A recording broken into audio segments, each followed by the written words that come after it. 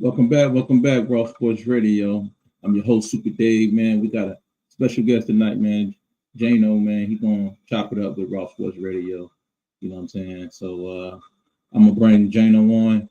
We're gonna chop up some of these NBA greats that conversation we had that's extended from Facebook. We're gonna bring that onto the platform. So, man, Jono, man, what's up with you, bro? Hey man, pleasure to finally be on here with you, big dog. Appreciate Word, you having word, me. word. Word, man. So tell the people about yourself, man. What's your name, man? Where you from, and what you about? When it comes to sports, Yes, sir. it's I'm sports out Jono. there. I'm Jono. I'm a barber. I live in Florida. Lakers fan, Niners fan, Dodgers fan, and you know what I mean. That's Yeah, about it, yeah. right? So if y'all down there in that Florida area, man, where about, man? Make sure y'all come check Hey, Jano Spring out at Hill, the Florida. barbershop. Yes, sir. Spring Hill, Florida. Fresh barbershop, 13200 Spring Hill Drive. You need a cut? Holla at me. I'll take care of you. There you go. There you Yes, go. sir. Word. So man, we was Sorry, I keep talking, man. looking You up know because how I we. got this Patriots game on. If you see my eyes Now wandering. you good, man. Do you think, man? So what I mean. Sorry we had to meet that way, but me and him, me and Jono got into a little back and forth debate, man. It was just all fun and games, in my opinion. I can't speak for him, but It ain't nothing to it, man. yeah, Yeah, it's just debating, bro. Just yeah, chopping. iron sharpen iron, yeah, and so yeah, man. I got the wrong ticker up there, but yeah, man, this is the late night Raw Sports Show, man. We're gonna be covering some of the NBA all time greats and who belong on the top 10 list. So, hey, Jono, man, I want to get to your topic, man. What was your topic again? NBA. Who belong on the all It's time up to you NBA where list, you right? want to start, man. We can talk about the five best two way superstars in NBA history. We could talk about your top 10 all time. Couple of reasons why for your top 10 all time. We can talk about Yeah. you know what I mean the Pau Gasol. The infamous Pau Gasol being the worst second option to go to three consecutive NBA finals. All right. Whatever you want to chop it up about, man. We can chop it up about. You lead the way. I'm with you. I got you, man. So this is what we're gonna do, man. You don't tempt me, man. When you talking about the Paul Gasol supposed to be Finals MVP 2010. So those of you who don't know, man, Paul Pierce came out on this podcast and said that he believed that Paul Gasol was supposed to be the Finals MVP in 2010, and also Dwayne Wade said the same thing. And I know Jano took issue with that, and It's some big name. but They some I big respect names. it. I respect it. You know what I'm saying? Because Paul Pierce, man, he went head to head with Kobe Bryant in the finals and outplayed him for the MVP, Finals MVP. So I respect a man like that. So hey bro, what you got to say about Paul Gasol saying that? Paul Pierce saying that Paul Gasol should have been the Finals MVP in 2010. Is that a disrespect to I, Kobe wa- I Bryant, want. or does he have a point? I mean, it truly might be his opinion, bro, but I just think it's not. He don't have a viable argument for it. You look at Pau Gasol's numbers. I'm gonna ring them off the top of my head. I don't know if I remember them properly, but I believe he averaged 19, 11, and 4, and he shot below 50% as a seven Below footer. 50%? Below 50% in that final series, I believe he shot 47. You may have a computer in front of you. You could probably fact check me right now. I I believe it got my was phone 19, here. 11, and 4, 47% from the field. Check that out. But yeah, And that's far from ultra efficient for a 7 footer. Right? So if he had shot 55%, you know what I mean, 50, maybe 53, 54, 55, I would give him a more viable argument. But he wasn't even ultra. as a power forward. He shot, I believe, a 7 foot power forward. He shot, I believe, 3% higher than Kobe Bryant, who was taking far more difficult shots. It's not even in the same So let realm. me tell you. So go ahead. I respect the fact Go that ahead. Finish your statement. the best defender on the Celtics, arguably, was Kevin Garnett. So you could say the best defender was guarding Pau Gasol. And that's why he wasn't ultra efficient. But Kobe Bryant was being guarded by Ray Allen and Tony Allen, bro. And Tony Allen's Tony perimeter Allen and defense James ain't nothing Poston. to mess with. Yeah, Tony Allen perimeter defense, probably one of the best in the 2000s period. Right.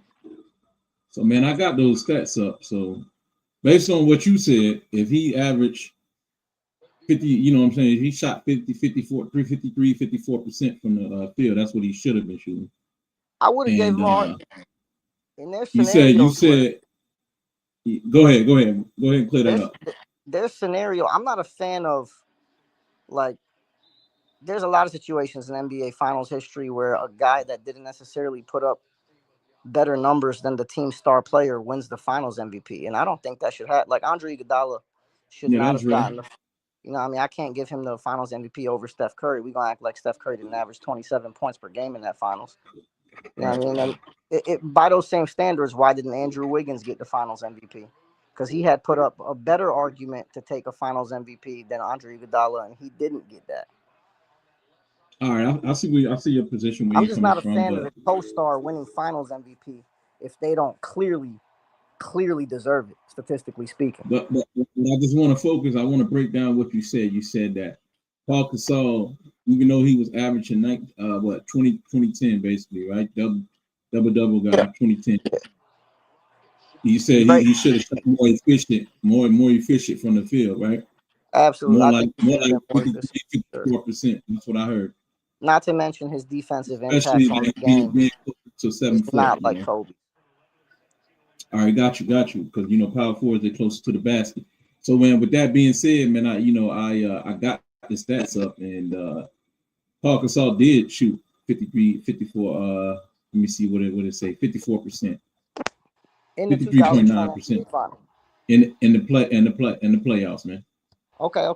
I'm specifically, we talking about Finals MVP. And that's first round, second round, third round. Those stats don't get involved in the Finals MVP voting. It's just final stats strictly. Actually, that's the unspoken. You know what I'm saying? Criteria, but they definitely incorporate it. But you definitely could steal the award in the final. I look at the final stats, and if I'm not mistaken, 19, 11, and 4 is what to be the Finals MVP. I'm looking at what you did in the finals. You know what I mean? Yeah, but I respect to look at what it takes to get there. Definitely matters, but I can't put that into my Finals MVP talks. You know what I mean? Me personally, if you do, then you know what I mean. I'm gonna pull it up while you're talking. I'm gonna pull it up. Yeah. Man, because. If I'm not mistaken, it was Pau Gasol in the 2010 Finals, 19, 11, and 4, shooting 47%. Kobe was 29, 8, and 4, shooting 44%. Mm-hmm. Yeah. So see me, I don't do the exceptions for guards. If a guard, I know guards shoot lower percentage, so that means the guard should really be giving it up to the big man. You know what I'm saying? And in those moments when big men can't get a shot, I feel like the guard should take over and get the team a good shot. But so that's kind of towards like the old school ways. Like the point guards, they can always get their shot off at any time. Yeah, that Lakers team was a little different. I mean, Kobe truly never played with a genuine point guard. Right. They tried to get him Chris Paul, and he told that immediately. So what do you want to go? What do you want to go? Game 7, or you want to go to start from game 1? Which one? Oh man, Game 7 was a slugfest. That was a defensive slugfest, bro. I believe Kobe had 23 and 16 rebounds. Yeah, Kobe. I believe every significant player in that game, I believe, shot below 30% or close to it. Every single. Kobe had 20. Yeah, Kobe had 23. 23. You know what I'm saying? 6 of 24. He shot terrible on it. You know what I'm saying? We got to go through Paul Gasol field goal percentage. Ray Allen. I believe Ray Allen shot 21% from the field that game. Paul Gasol shot better. You know what I'm saying? Than Kobe. He shot 37%. You know what I'm saying? I ain't bragging. Yeah, 25 to 37. That's bad. And he had 8, but he had 18 rebounds. Kobe had 15 as a guard. That's tremendous.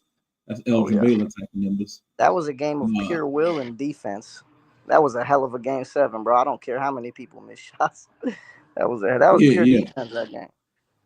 But who stepped up though? Because I hear the reputation, about Kobe That Pau Bryant being Gasol hook a shot. clutch. Pau Gasol hit a double pump. The two biggest shots in that game.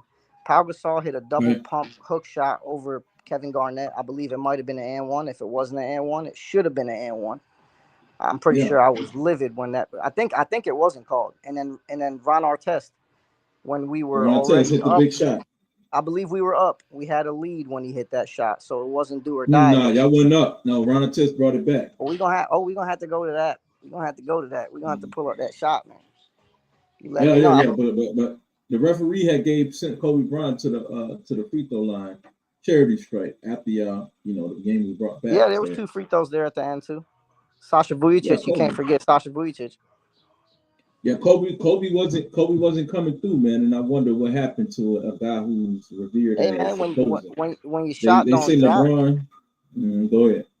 When you shot don't drop and you finish the game, if you are ice cold, and then you look at the box score and a man has 23 and 15 on a night where he is ice cold, that is just the will to affect the game, no matter what's going on with your shot. The will to have 15 rebounds, you know what I mean? That's not Let me ask you this. So you feel like, it was, Jordan never shot those kind of low numbers. If you really go back and look at it, Michael Jordan's the greatest basketball player of all time, hands down. Right. So he's his resume is perfect. He's the standard, but this is my thing. Kobe ain't nothing but diet Michael Jordan. I love Kobe Bryant. Right.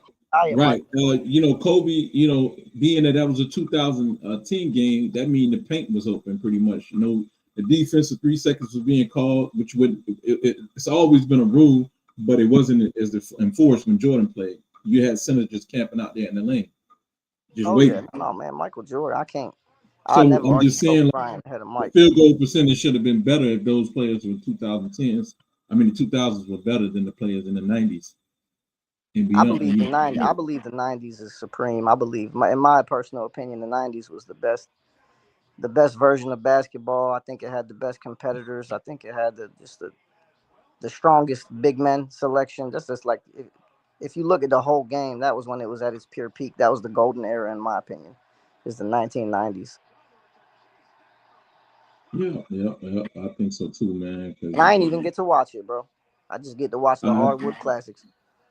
But I will say though, during the 80s, though, it was a bunch of super teams, so it really wasn't that competitive as far as the totality of the league. So it's gonna be it was a top heavy league. Yeah, it was a top heavy league. So those top teams, those top franchises, are gonna meet at the top every time. Everybody, it was too predictable. And then Michael Jordan dominated the 90s. He won 6 of them Jones by himself. The 90s. That was after the expansion. Yeah, that was after the expansion, and so I think the expansion kind of level made things, gave the league more parity, because at the time, prime example, Michael Jordan with the Chicago Bulls, he couldn't get no help. Like, so if Michael Jordan is on a losing organization, they're the third or the second worst team in the NBA, and they get the third pick, bro. You're not really supposed to and then, Michael Jordan elevating them to the middle of the pack is only penalizing them. That's the thing about being in the middle, a top, number one overall pick. You're going to the worst franchise out there. So you know what I'm saying. It's not like you landing on a Lakers franchise like Magic Johnson did. You know what I'm saying. That was or Larry Bird. You know what I'm saying. So that's what I'm saying. Larry Bird, man, I don't even want to talk. They drafted him a year early. They should have never got Larry Bird. A year early, yeah. That pisses me. That the Celtics. I'm a Lakers fan. You already know. I feel like the Lakers shouldn't have got Magic Johnson. That was through the Gail Goodrich trade, 4 or 5 years back, man. With Utah ended up being Utah, New Orleans Jazz back then. But that's the topic that pisses me off. Every time I think about it, man. Day I found out about Larry Bird being drafted a year early. It's a loophole, I guess. Oh yeah, there's corruption going on. How do you think Bill Russell got on the Celtics? I couldn't tell you, bro. That's too. Yeah. Okay. So. Ansha Bernard. So yeah, man. So the Celtics they weren't the worst team that year, but somehow they ended up with the number one overall pick. They ended up getting Tommy Heinsohn, number one overall. Then they picked some. I forgot number two. That goes to show you that he, that we don't even remember his name, so he wasn't as valuable. Nah, shoot, I know Tom Heinsohn. Yeah, we know Tom Heinsohn for the Celtics, but number three pick was supposed to go to the Hawks, right? That was supposed to go to the St. Louis Hawks. I'm on. But somehow, man, they traded Chuck Scher, man. They traded the Celtics made a trade, man, for Bill Russell. It was a lopsided trade. So they ended up with basically two number one overall picks on their team. Because everybody know Bill Russell was the best, player coming out that year. So, and then that's some collusion right there, bro. You think about it, because the owner, it's almost like the owner was the founder of the NBA. Walter Brown. Man, that's some old school knowledge. You put me on game with that. Right. So how that's a conflict of interest, right? Would you agree? Oh yeah, 100%, bro. Right. So he owned the hockey team as well. That's like insider trading. Right. He owned the hockey team as well. So that trade was kind of facilitated to a hockey trade. So you give me this player over here in hockey, I give you that player over in basketball and shit like that. To this day, there's collusion. You look at it, the Lakers get Luka Doncic, the Mavericks get the first overall pick. First overall pick, come on now. Still to this day, the Cavs lose LeBron James. What happens the next year? They got low odds to get the first pick. They get the first pick. It's like that. You talking about the time with Kyrie, or you talking about? Yeah, with Kyrie, they lost LeBron James. They got the first pick and drafted Kyrie with it. It's like every time you sacrifice, you lose a superstar player. Certain set you back a couple of years or something. You just don't land on just because you get the number one overall pick don't mean he's gonna pan out. He's gonna be a generational talent. Oh no, you can look at Anthony Bennett. Most of the time, they not. Majority of the time, over 50% of the time, or higher, even higher, I would say probably 60% of the time, 60, 70, I would say about 70% of the time, they're not going to be a generational talent, bro. Oh man, a lot of the 75% players of all time are not first overall picks. Yeah, 75% of the time, because that makes it 3 out of every 4 draft. I mean, 1 out of every 4 draft. You'll get one of them. Agree with that. You got some great players picked number one overall, but if we were to go through the top 10 right now, top 10 players all time, maybe one of them is a first overall pick. Who was it? Yeah, not to get off topic, but just thinking about the last couple of drafts, if you examine the last couple of drafts, you can't say there was a generational talent. You know what I'm saying? I'm big on Wemby. Every year, you can't say every year there was a generational talent. No, not every year, but I'm big on Wemby and Flag. Wemby is a generational talent for sure, man. I don't know about Flag. Coop, man, I'm telling you, Coop's gonna come around. Yeah, I like Coop, man. I wanted to get his jersey, man. I like Coop though. Yeah, I wanted to get his jersey before the season came from Coop. I'll be buying them Topps Chrome packs. I'm hunting for that autograph. I'm wasting my money though. Yeah. So yeah, man, we was talking about finals and the low shooting percentage, the slugfest you said that Kobe Bryant got into, and if you check out the numbers, let me go back to the numbers on Celtics side of things, but you were right. You know what I'm saying? I know you was right. I believe Ray Allen shot 21%. That's one of the top 5 greatest shooters of all time. That tells you what kind of game that was. Oh yeah, that was a tight game. Yeah, Ray Allen shot 21%. Paul Pierce shot 33%. Rondo 46%. I'm strictly on the stream. Rondo shot 6 off top. Yeah. Rondo shot 6 of 13, 46%. KG shot 8 of 13 for 61%. So the greatest players, the cream of the crop, gonna rise. Rasheed Wallace on the decline, shot 5 of 11, 45. And Glenn Baby Davis 2 of 4 for 5, 50%. And then you had Metta World Peace 7 of 18, man, for 38 to 39%. Metta took 18 shots. That was wrong. Though. Metta wasn't. Yeah. He shot better than Kobe though. You know what I'm saying? Yeah. Even though Kobe shot more. And then Kobe pretty much was the least. For a player logging 30 minutes or more, he shot the worst on his team, 6 of 24. when Big And Dog they when sent him Big to the Dog free throw takes line 15 times, you know what I'm saying? And that was the free throw disparity in that game, being that, you know, the Celtics only made it to the free throw, the charity stripe 17 times. 17, I mean, not 17 times, but you get what I'm saying. They had 17 free throw to attempts be fair, I will say none of their players compared to the Lakers 37 free throw they, attempts. they don't So necessarily have a player that drives as aggressively as a prime Kobe Bryant. You know, like Paul Pierce earlier in his career used to attack the rim viciously, but yeah, 2010 Paul Pierce was all finesse, all skill, you know, all on the mid-range post fade. You know, he wasn't really they ain't really have a tenacious rim attacker on that team. You know, Ray Allen wasn't that. With the Supersonics, you could say Ray Allen used to attack the rim. But yeah. with the Celtics, he was spot up. Good defense. Rajon Rondo is not going to draw a lot of fouls.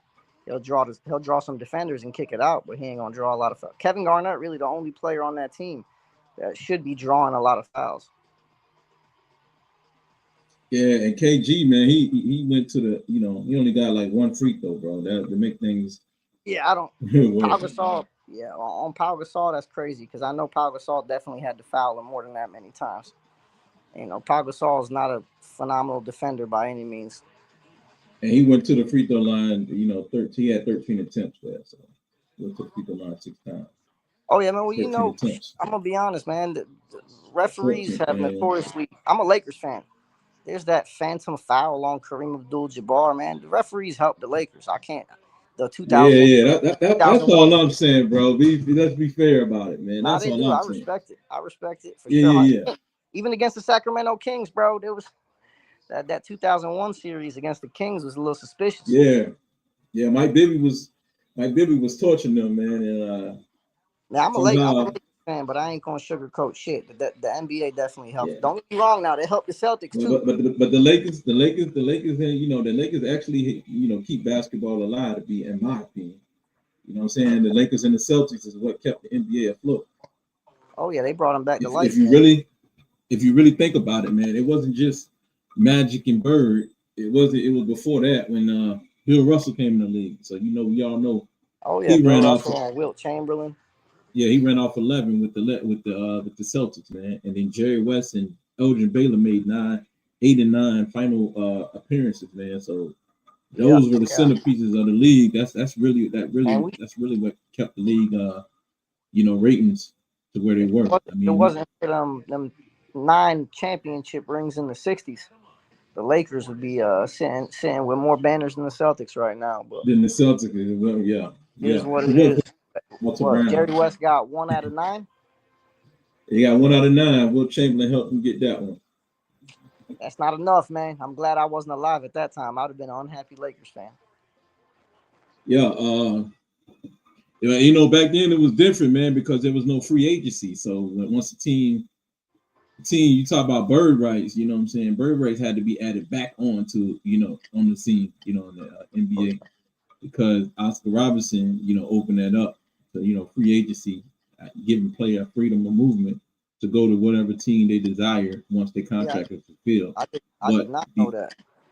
Oh yeah, Oscar Robertson, but a lot of people didn't know it and did not capitalize on it until like later on. And then guys like Spencer Haywood and all of those, you know, there was a couple other small name guys, man, that started to utilize it. Time went on, and then people really got shocked when LeBron took advantage of it. You know what I'm saying? And went to Miami. You know what I'm saying? So they were still stuck in that mode. 30 years later, after Oscar Robertson already opened up the gate for that, they still, you know what I'm saying? It still really wasn't. It was still frowned upon. That was when Big O got Kareem. When the Big O got Kareem, yes, exactly. No. That was before. It kind of Oscar Robertson. He was already going back and forth with them already behind the scenes. Like they was already beefing with the NBA. So he forced his way off of that team and onto to Milwaukee. I'm gonna be real with you. I don't even know how the Lakers acquired Kareem. I ain't never even looked. And I'm then, sure that was probably some NBA collusion too.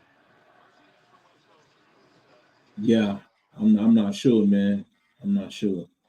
It had to be, man. You know, because the Lakers The Lakers was a darling, man. The Lakers and the Celtics, man. That was the bread and butter for the NBA. And then, of course, that rivalry. They try to bring that rivalry back with John Havlicek. John Havlicek and Kareem the Celtics. John Havlicek Celtics once Bill Russell retired and Kareem. Hondo the white it never picked up. Hondo. Yeah, me too. And it never picked up. But until Magic and Bird came back around, so then they was able to reunite it, man. So and then that's when the rest is history. So yeah. So but yeah, man. Yes, I'll give you that, man. In all fairness, man, because everybody shot poor in that series, man. So, but I'm not basing. I was gonna say too, when the top dog, man. Sometimes a lot of people don't even remember. Kobe Bryant in the 2010 Finals was playing with a fractured guide finger on his shooting hand. Like it was not. He was. A lot of players nowadays would not have been even on the court, especially with what we see with the load management and the sitting out back to backs. And players are too worried about their contract, their value as far as the money goes to ever put their career at risk even for a championship. I mean, you see it. Tyrese Halliburton went out there, put his Achilles on the line, but that's rare nowadays. You don't see too many players go out there, put their health on the line to compete for championships anymore. So yeah, man. And going back to that Kobe finger injury, whatever, man. You ain't got a point there, man. Because maybe if he wasn't injured and he went out there and he did his thing, I ain't gonna lie, I would have been the Kobe. And the fact, his guide finger was broken for that whole playoff run, and he still shot near his career field goal. His career field goal percentage is 45%, I believe, and he shot 44 in that finals. So it's not like he let it affect him. We look at Game 7, but I can't just look at one game. I got to look how you don't just shoot 44%, in the duration of the entire series by shooting 6 of 24 every game. Yeah, obviously. So he had his good nights shooting the ball. He ended up, it's a 7-game series. He ended up shooting 44, 45%. I can't be mad at that personally. Allen Iverson shoots 45%. We call it the most efficient night of his career. Kobe Bryant shoots 45%. We call it inefficient. Yeah, man. Because Jordan was the standard, and that's what he compared himself again. Yeah. I don't even think people would have paid attention to his field goal percentage had he not come out and try to beat Michael Jordan. They would have looked at him like Iverson. They would have never even looked at it. When you put yourself next to the GOAT, it's gonna put a magnifying glass on you. Yeah, no, I mean, and I'm gonna be honest. He lived up. People ain't criticizing. They ain't criticizing to Tracy McGrady. They're not criticizing him. And he shot even least. Oh yeah, and he's about 6'10", bro. So he's 6'8". Yeah, he's about 6'8", man. Yeah, shoot. They say he was taller than they listed him as. Nah, bro. Close to KD. Nah, I seen him next to Bron, but nah. Heck, nah, bro. I see these guys next to each other, but Kobe Bryant ain't really 6'6", like per se. Like his wife would tell you that he was 6'4", man. 6'4". 6'4". So when he put on them sneakers and shit, that gives you another inch and a half right in them sneakers. So he was like 6. Now, like Michael Jordan. Michael Jordan ain't 6'6". When he put the sneakers on, he closer to 6'6". Because in college they listed him as 6'5". He was 6'4" and a half, 6'4" and a quarter. In the Olympics, they measured him in the Olympics 6'4" and a quarter. Well, you're right, because recently they started measuring NBA players without their shoes on, and everybody's height dropped a little bit. So you're right. A couple years ago. Yeah, so Kobe Bryant pretty much. You know what I'm saying? The NBA measuring players with shoes, and that shit could be subjective, man. Anybody can put. Then you got the Kevin Durant situation. You got Jokic, man. You know what I'm saying? Jokic. Look at him. He ain't no 6'11", bro. Come on now. He's massive, but he ain't 6'11", man. He's 6'11" at heart, man. He's 7 foot at heart. Yeah. I mean, playing against, this is a league where there's no centers really. They got rid of the center. Tell me why did they get rid of Jahlil Okafor? Yeah, no, you're right, man. The center position is dead. You got one of the greatest rebounders of all time still active, and he don't get minutes. Look at Andre Drummond. Yeah, but how did they take all of these centers, these defensive centers, out of the game and said that they had to be 3-and-D type of centers? in order to hold an NBA contract, That's have a the career in the NBA. that's the Steph Curry effect. So to me, yeah, I mean, to me, in my opinion, I feel like they cleared the way for guys like Jokic. So Jokic Yeah, can no, dominate. 100%. I They mean, got we had they got rid of the power. They got rid of the centers, and then next thing you know, they made power forwards the same. like we had versatile bigs back in the day, but there was still centers, true centers. I mean, you had Tony Yeah, Kukoc, you had Pau Gasol. Like these are versatile bigs that aren't necessarily like Pau Gasol played power forward. He's 7 feet tall, but he played power forward because Andrew Bynum was in the paint. There was a true center in the paint. We yeah, don't. There's no true centers no more. The Pau Gasols are the centers. Pau Gasol yeah, later in his career became a center. yeah, yeah. But yeah, Paul Gasol, man, he's more like a power forward. I always tell people that Oh Tim man, Duncan, Pat's just scored a always. touchdown. Oh yeah, Drake May, man, boy Drake May. I always tell people that I consider Tim Duncan a center. I don't really consider Yeah, him a power forward because if you look, you know what I'm saying, you can even Google it. Tim Duncan played center the majority of his career. He played yeah. center. I believe it was almost half and half. I think he has one more season at center than power forward. It's Yeah, like it's like I don't know, 10-9 or something along those lines. yeah. He played, those seasons next to David Robinson. He was the power forward next to David Robinson. But after David Robinson retired, he went and he played that role as center. You know what I'm saying? Even with Thiago Splinter, who played power forward with it. Tim Duncan was the Still man to who this anchored day, the middle. everyone calls Tim Duncan the greatest power forward of all time, though. Yeah, I mean, But you got he really is center.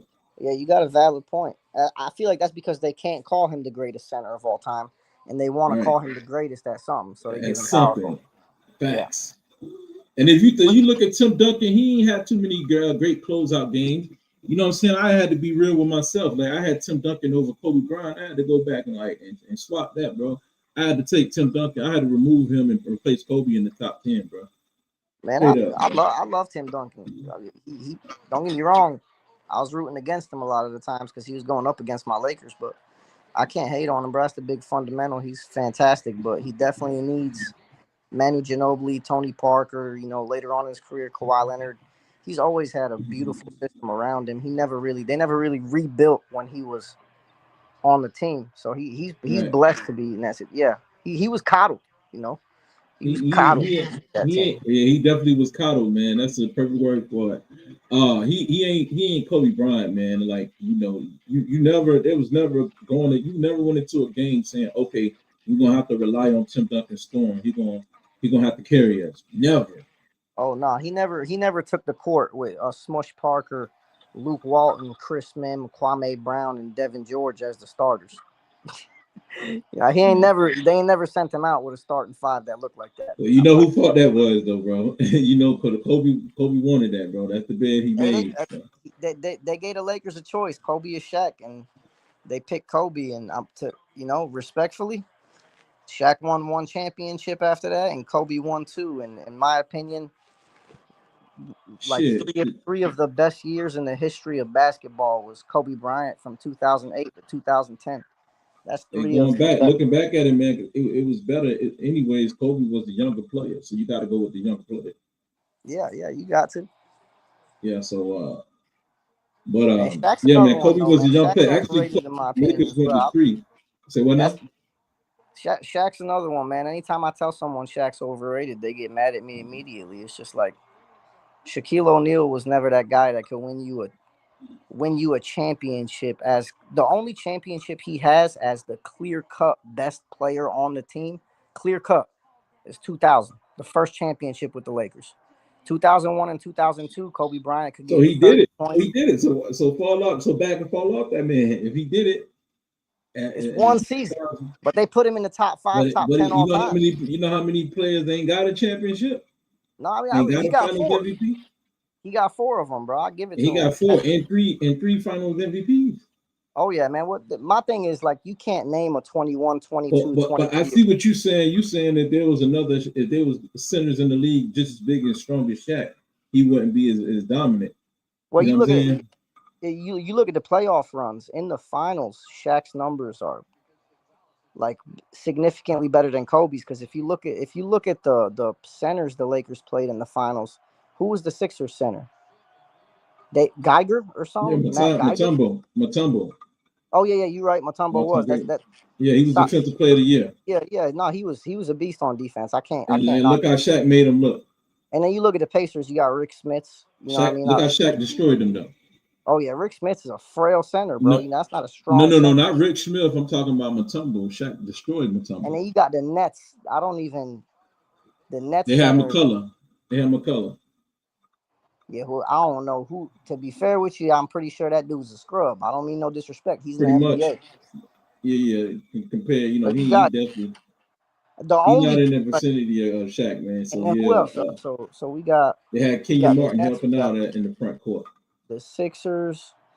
You got to refresh. I'm having a brain fart right now, man. Who else? Yeah. He definitely didn't play against the greatest. He didn't go through. Yeah. He didn't go through the greats to get to the way he had to get. You know what I'm saying? He only went through Mutombo. And when he played Ben Wallace, they both had horrendous finals, Kobe and Shaq. But you see what Ben Wallace did, right? You see what Ben Wallace did to Shaq. Oh, Ben Wallace. I'm with you on that. That's why I got Shaq as my the fourth greatest center. You know what I'm saying? I don't have him as the number one overall best. Well, at least you got him as your fourth greatest center, because a lot of people got him as the fourth greatest player. You know what I mean? So I can respect that. I got him up there though, but I feel like the centers are the best players ever overall. I mean, if he top 10, he 10. You know what I mean? In my mind. Shit, top I don't 10, know about that, 10, bro. You know? Let me ask you this, man. If you had Jordan, you had Michael Jordan and Kobe Bryant on this. I mean, Michael Jordan and Shaquille O'Neal on the same squad. Who do you think gonna be the number one option? They running the triangle offense. Period. Who's gonna be the number one option? Well, if they run in the triangle offense, I believe it's gonna be Shaquille. Prime Shaq. You talking about the most dominant player of all time? Yeah, prime Shaq.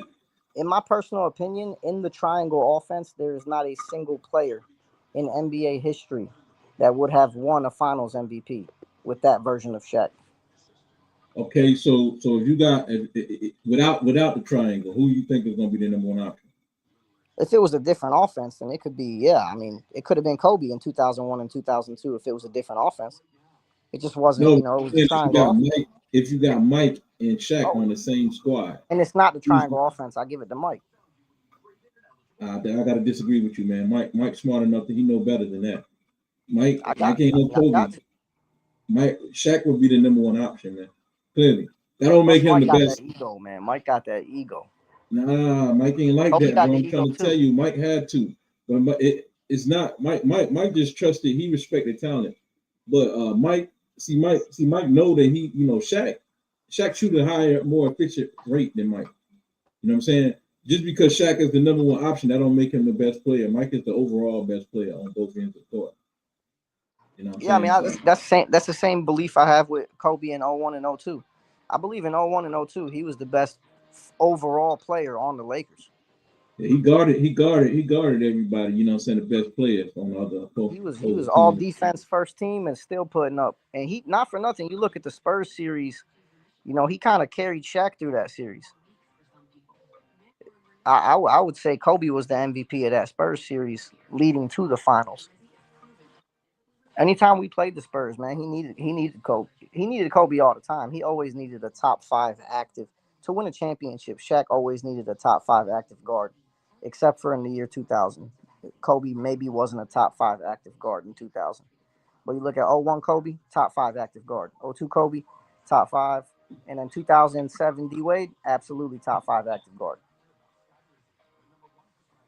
So you feel like was Kobe first team defensive in 2007, 2008? What? I believe he was. I believe he was first team defense in 08, 09, and 10.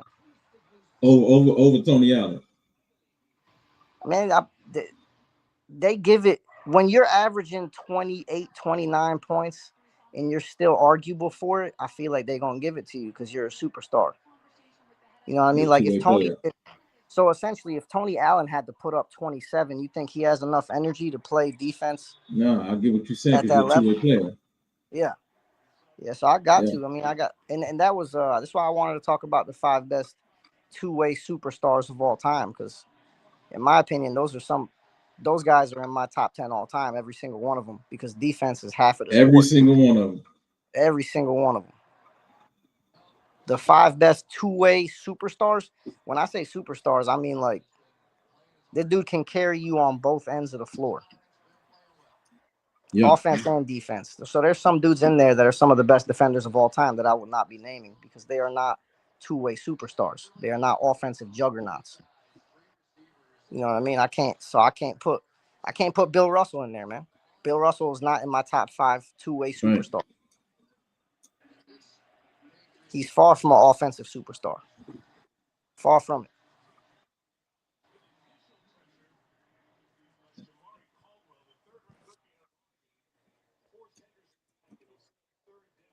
All right, man. Let's bring that topic up. Yeah, we can jump right into it, man. I mean, I'll give you my 5 if you want to hear my 5. You give me your 5. However you want to do it. Bro. Hey, so with that being said, man, who do you think just name off, run off those top 5 two-way star players in all-time history, man. Let's see how deep your bag is, bro. Want them in order? No order? Just no particular order. I mean, Hakeem Olajuwon, definitely in there. That's in my opinion, the greatest defensive center of all time. I believe he's all-time leader for blocks in the regular season, and I believe he's second all-time for blocks in the playoffs behind Tim Duncan. Tim Duncan just played so long, longevity gonna get you some career total records. I still believe Hakeem Olajuwon is the best playoff shot blocker of all time, even though Tim Duncan surpassed him in that area as far as the totals. Like LeBron James, he's not. So who did you mention? I'm hearing you deviating to who's not. Hakeem Olajuwon. Who is okay? Hakeem Olajuwon. Who else? You got 4 more to go. Michael Jordan. Okay. I can't not say Michael Jordan. He's one of the only guards to have a Defensive Player of the Year award, and he's got 6 scoring titles. So I gotta say Michael Jordan, and he's got 9 all. He got like 9. He got 10 scoring titles now. So. Oh damn, 10 of them. And he got 9 all defensive first team selections, which is tied for the record all time. So yeah, and he got the highest average in the playoffs, 33 points. Yeah, so Michael Jordan, Hakeem Olajuwon. You got Tim Duncan, man. Tim Duncan got to be in there for sure. Okay. Tim Duncan, the big fundamental, and he's one of the best defenders of all time. They call him the big fundamental because, top 5 footwork all time as well. So I got to put him in there. Yeah, I fuck with it. And then you got, I got to put my boy Kobe Bryant in there. He also has 9 all defensive first team selections. He's actually the only player with 9 all defensive first team selections that does not have a Defensive Player of the Year award. I believe the guys that got 9 of them are Michael, Gary, Kevin Garnett, and Kobe. And Michael, Gary, and Kevin all got Defensive Player of the Year awards. So I'm not saying Kobe deserves one, but he definitely 9-time all defense first team and top 5 scorer all time. Got to put Kobe in there. Who your 5th player? It's tough, man. So we got Hakeem, Mike, Kobe, Duncan. 5th one's the toughest one, man. I feel like, out of respect, I might have to put Wilt Chamberlain in there just because he's so dominant on offense and there's no center he can't defend. Right. So I'm gonna run off mine, man. I think that number 1 obviously is Wilt Chamberlain. Yeah, there Wilt Chamberlain, and actually I'm gonna say Hakeem Olajuwon number 1, and then I'm gonna say Wilt Chamberlain. Oh, so you put them in order? Well, not that. Well, yeah. You can put them in order. I ain't put them in no specific. Yeah, I ain't got to put them in order. Yeah, so Wilt Chamberlain. No, I mean Hakeem Olajuwon, Wilt Chamberlain, Michael Jordan. We're going 2 ways. So Kawhi Leonard. Okay. You know what I mean? And I wanted to say Rasheed Wallace, man. I wanted to say him, but I'm missing somebody I know. Let's go to the top. I could say Kevin Garnett. Kevin Garnett is one of them too. Kevin Garnett. Garnett up there, man. But Scotty. but Rasheed Wallace is a better, Rasheed Wallace is a better argument for a two-way player. Him and Scottie Pippen.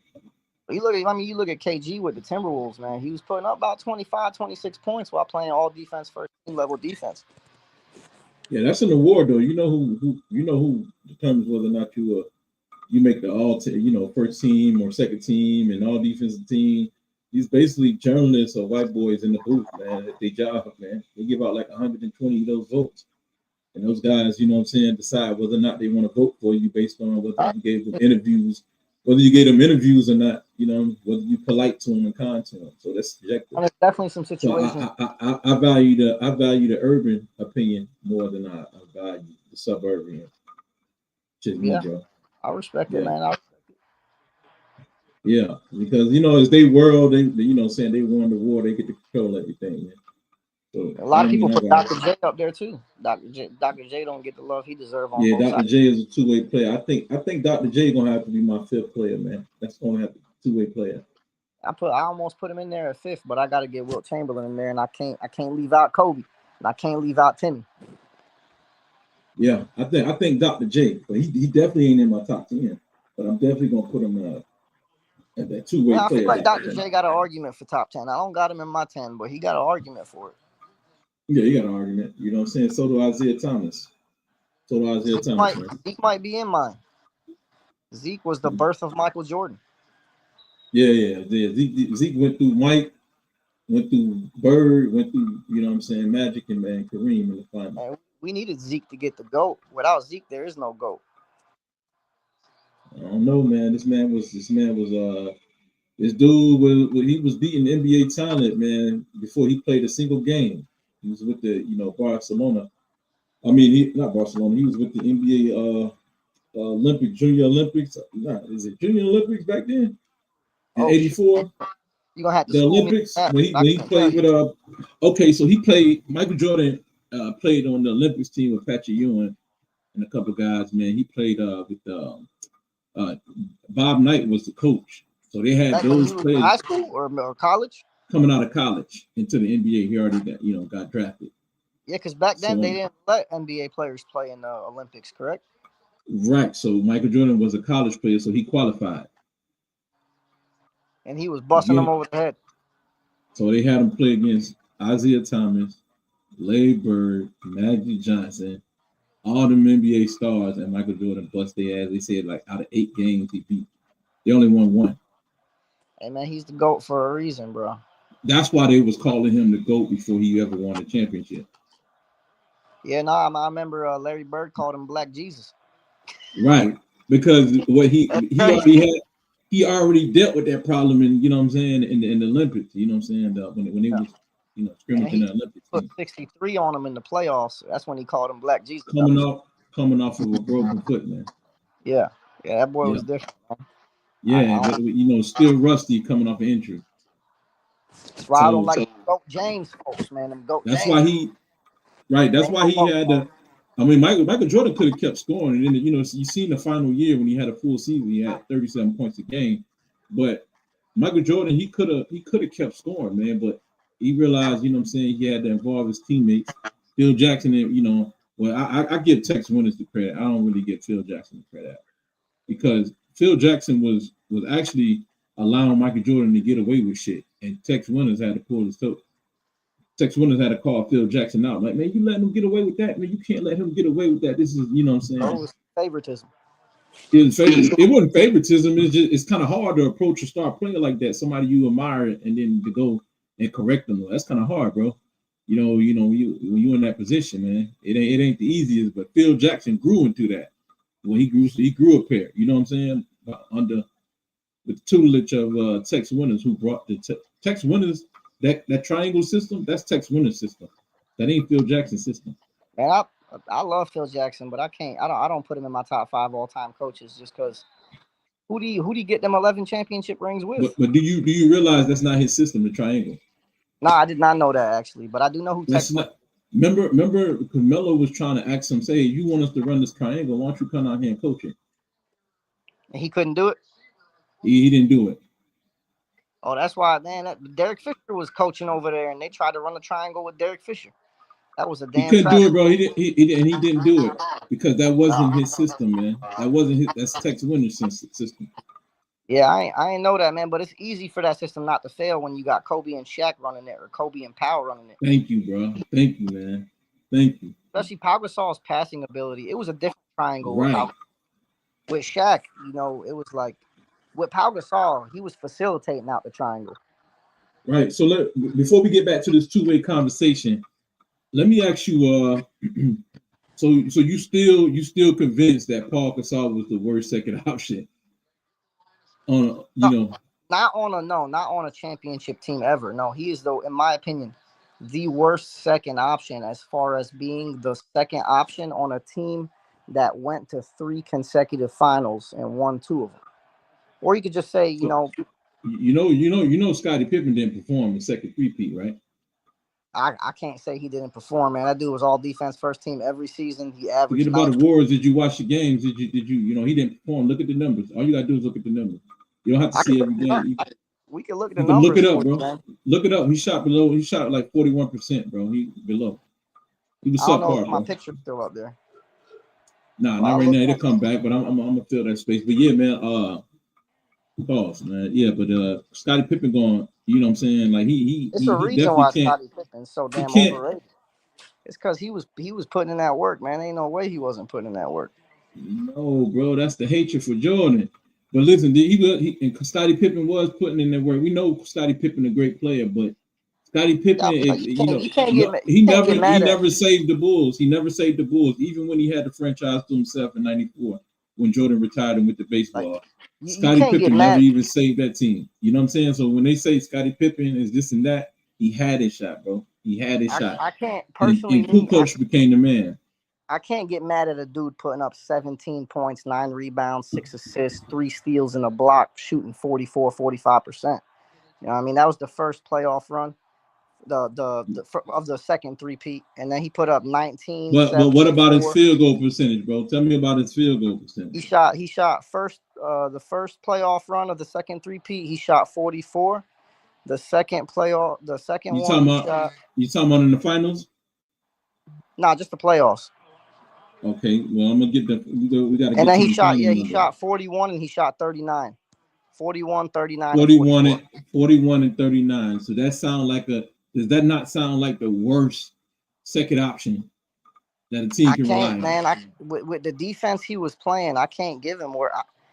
Me personally, man, I just told you earlier, I'm a big proponent of basketball is 50-50, 50% offense, 50% defense. I would have preferred you tell me Kyrie Irving. But this is the thing, I think Kyrie Irving is worse than that Scottie Pippen. And all right, so Scottie Pippen get the reputation of what did Scottie Pippen get his name for going and shutting down Magic Johnson, right, in the final, right? Well, and his ability to play make too, man. He's a point guard, too. He's a point guard out there.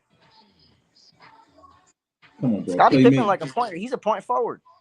Come on, man. Have you watched Scottie, bro? Scottie Pippen's a point forward, man. You can't tell. He is a point forward, but every point forward ain't great. Just because somebody a point guard, that don't make you great. He's a versatile player, man. I can't get mad at someone who's gonna grab me. I never said he wasn't. You kind of like you kind of man. I can't. But you moving the goalpost. I never said he wasn't though. So what I'm saying is, if like, bro, if you ever played like high school, anything, you could just look at the models. The person who's running the plays is going to get the majority of the assists, bro. A lot of times, especially if it's the first. You know what I'm saying? First option. How many true point guards did Michael have too? John Paxson, Steve Kerr. He didn't have no true point guard. There was no true point guards. Yeah. There was no true point guards in Chicago. Right. So and Mike was guarding all the best. Mike was guarding some of the best players, but Scottie was really. Scottie didn't even. Mike was out assisting Scottie Pippen in those finals you're talking about. He outpassed him. With you, I believe it. Michael Jordan had a stretch in his career where they said he wasn't passing, and I believe he went out there. He played like a point guard. I think it was like a whole month. It was 89. It was like last 11 games of the season where he averaged. He averaged like 35, like 30, 11, and 9, 30, 11 assists and 9 rebounds. So Michael could have been a triple-double dude if he wanted to. He didn't care about the if stats. he wanted to win. Right, bro. So, but two-way, we was talking about Scottie Pippen. Pau just too and soft Paul for me. Gasol. Scottie Pippen do the dirty work. Pau Gasol ain't gonna do no. One of the reasons why we got smoked in 08 was because Pau Gasol was way too soft, man. Like we should have three-peated. We should have three-peated, man. Pau Gasol the reason we ain't three-peat. If I'm gonna keep it real with you. Like Kevin Garnett will tell you the difference between 08 and 2010 was Pau Gasol not letting him bully him. Yeah, probably put a battery in his back.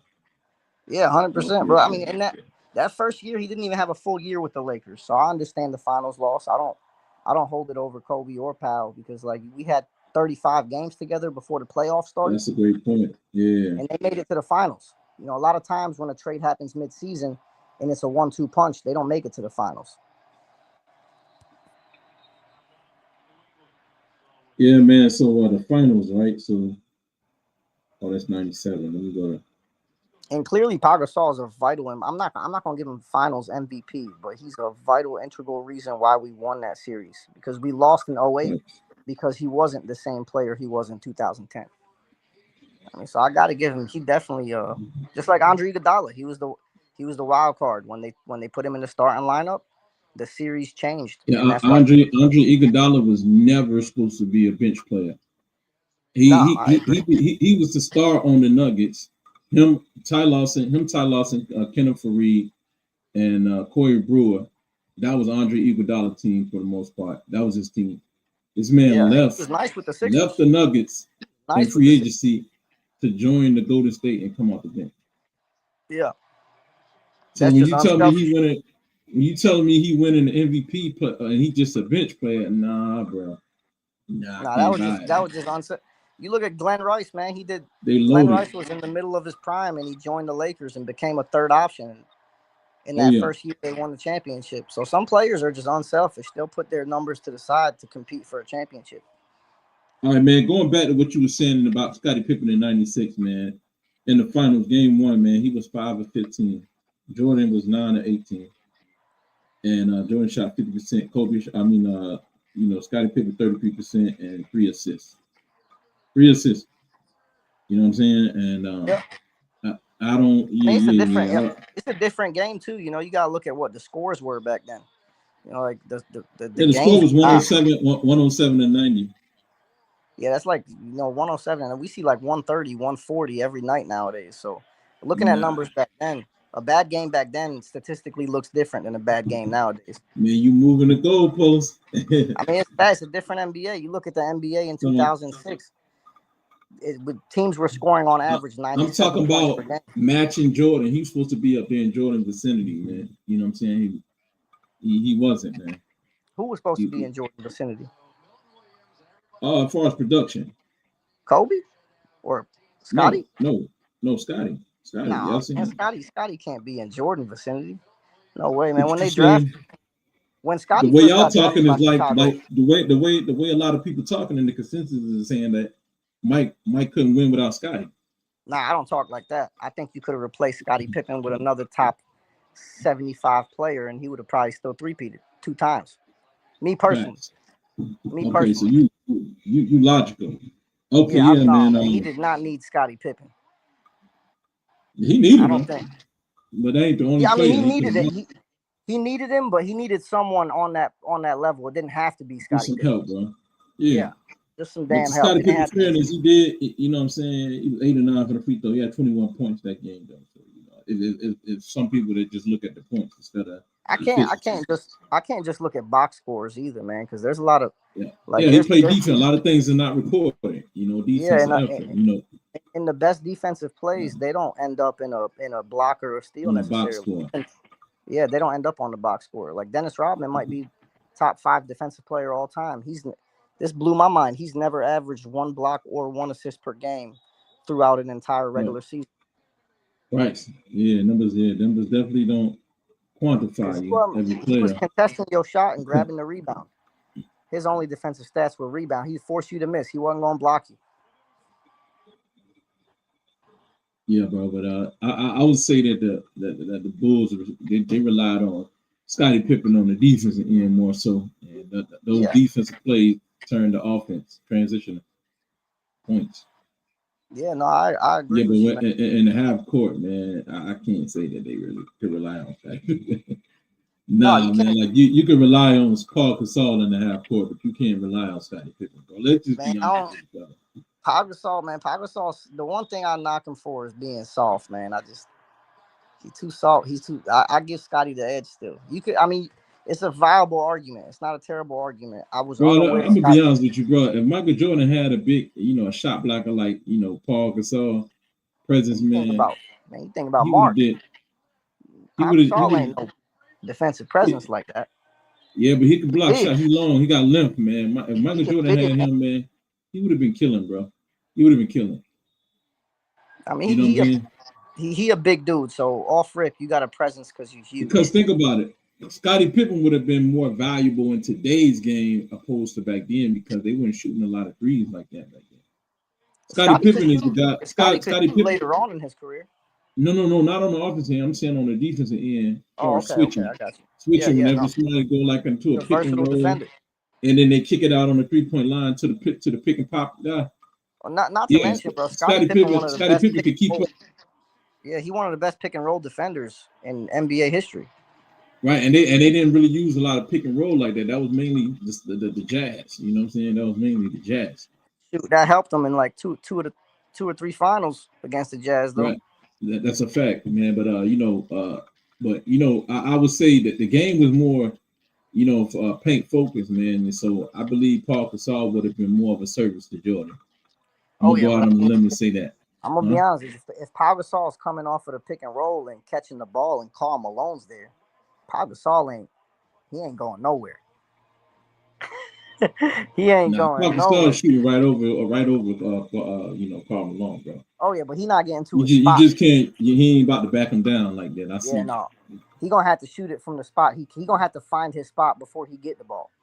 Yeah, man. So basically, bro, and in a nutshell, regardless, man, you can agree to disagree. So basically, Yeah, I mean, no, you got these a players viable are just argument.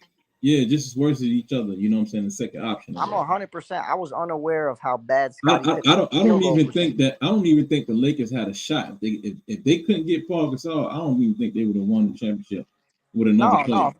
of course not. That team was pretty bad with Pau Gasol on it on paper. No, how do we say they bad whenever what I'm saying? You get I like okay, so the Memphis Grizzlies they had Paul Gasol, that was their star player. Yeah, they made The the Lakers, playoffs 3 times and he got swept every time. right. What like are we comparing these players like the Lakers? Are we comparing them to the guys in the '80s when they had super teams? Because after the '90s, there was no more super teams No, really like that. you could just It was look at who more they of were. expansion. It was an expansion thing. You could just look at who they were playing in the finals. If you wanted to see a team that was just Well, like the GM put together a better collective of players. Look at that Celtics team. if the That Lakers. Celtics had not got together before the Celtics, if they had not gotten together, the Lakers would have been basically the most talented team in the league. Man. No, man, I can't say that, bro. The Lakers, because the Rockets was hurt. So who else would you say is better? I mean, that's if you give it to him, you got to give it to him because Kobe Bryant. Kobe Bryant is the head of the dragon. Name me a better roster than the Lakers. If the Celtics hadn't got together, name me a better roster than the Lakers. From the 2000 or bro, the San Antonio No, the Spurs. 2008, the 2000. So you telling me Parker like Tony Parker? He's a better player than Parker, huh? Tony Parker in the playoffs, I take him over Pau Gasol. Over a career, I Tony give Pau Parker in the Gasol. playoffs, he only averaged 14 points. He only had that one good series in 2007 versus Yeah, Tony Parker could. This is the thing with the Spurs. Your second options, it could be a different player on any given night. It could be Manu any one night, given it could night, be Tony depending on what one they night. need matchup. Yeah, it just depends on what they need. Kobe Bryant never had that luxury. After Shaq was like who he had Pau Gasol, and if Pau Gasol wasn't playing like a second option, Lamar Odom sure as hell wasn't going to do it. Ron Artest sure as hell wasn't going to do it, and Trevor Ariza sure as hell Well, wasn't. Lamar Odom put up buckets now. Lamar Odom was really I was like a guy Lamar who could Odom. put up 17, 18 points for you any given night. 20. I like Lamar Odom, man. He's I one of the mean, most versatile. he was getting busy. Him and Wade was getting deep in the Eastern Finals, Eastern Conference playoffs, man. Him and Dwayne Wade. I mess with Lamar, bro. I'm not throwing no dirt on Lamar's name, and people like to name Andrew when you Bynum. play next to Andrew Kobe Bynum's Bryant, first All-Star season didn't come till after we won our championships. Right. And that's probably because of Kobe Bryant. But when you play next to Kobe Bryant, you're not getting the touches like that, bro. If you put Andrew Bynum, the rookie season, where he was only averaging like 7 points next to Kobe Bryant, put him on the team by himself, man, and his career, his numbers would have been way different, bro. Yeah, I don't subscribe to that, boys, man. Y'all had Andrew Bynum, you had Lamar Odom, you had Paul Gasol, Ron Artest, Kobe Bryant. Like, god damn, how many players you want? Yeah, you froze, man. I think you might have to go out and come back in. Somebody in the comment, Nuggets.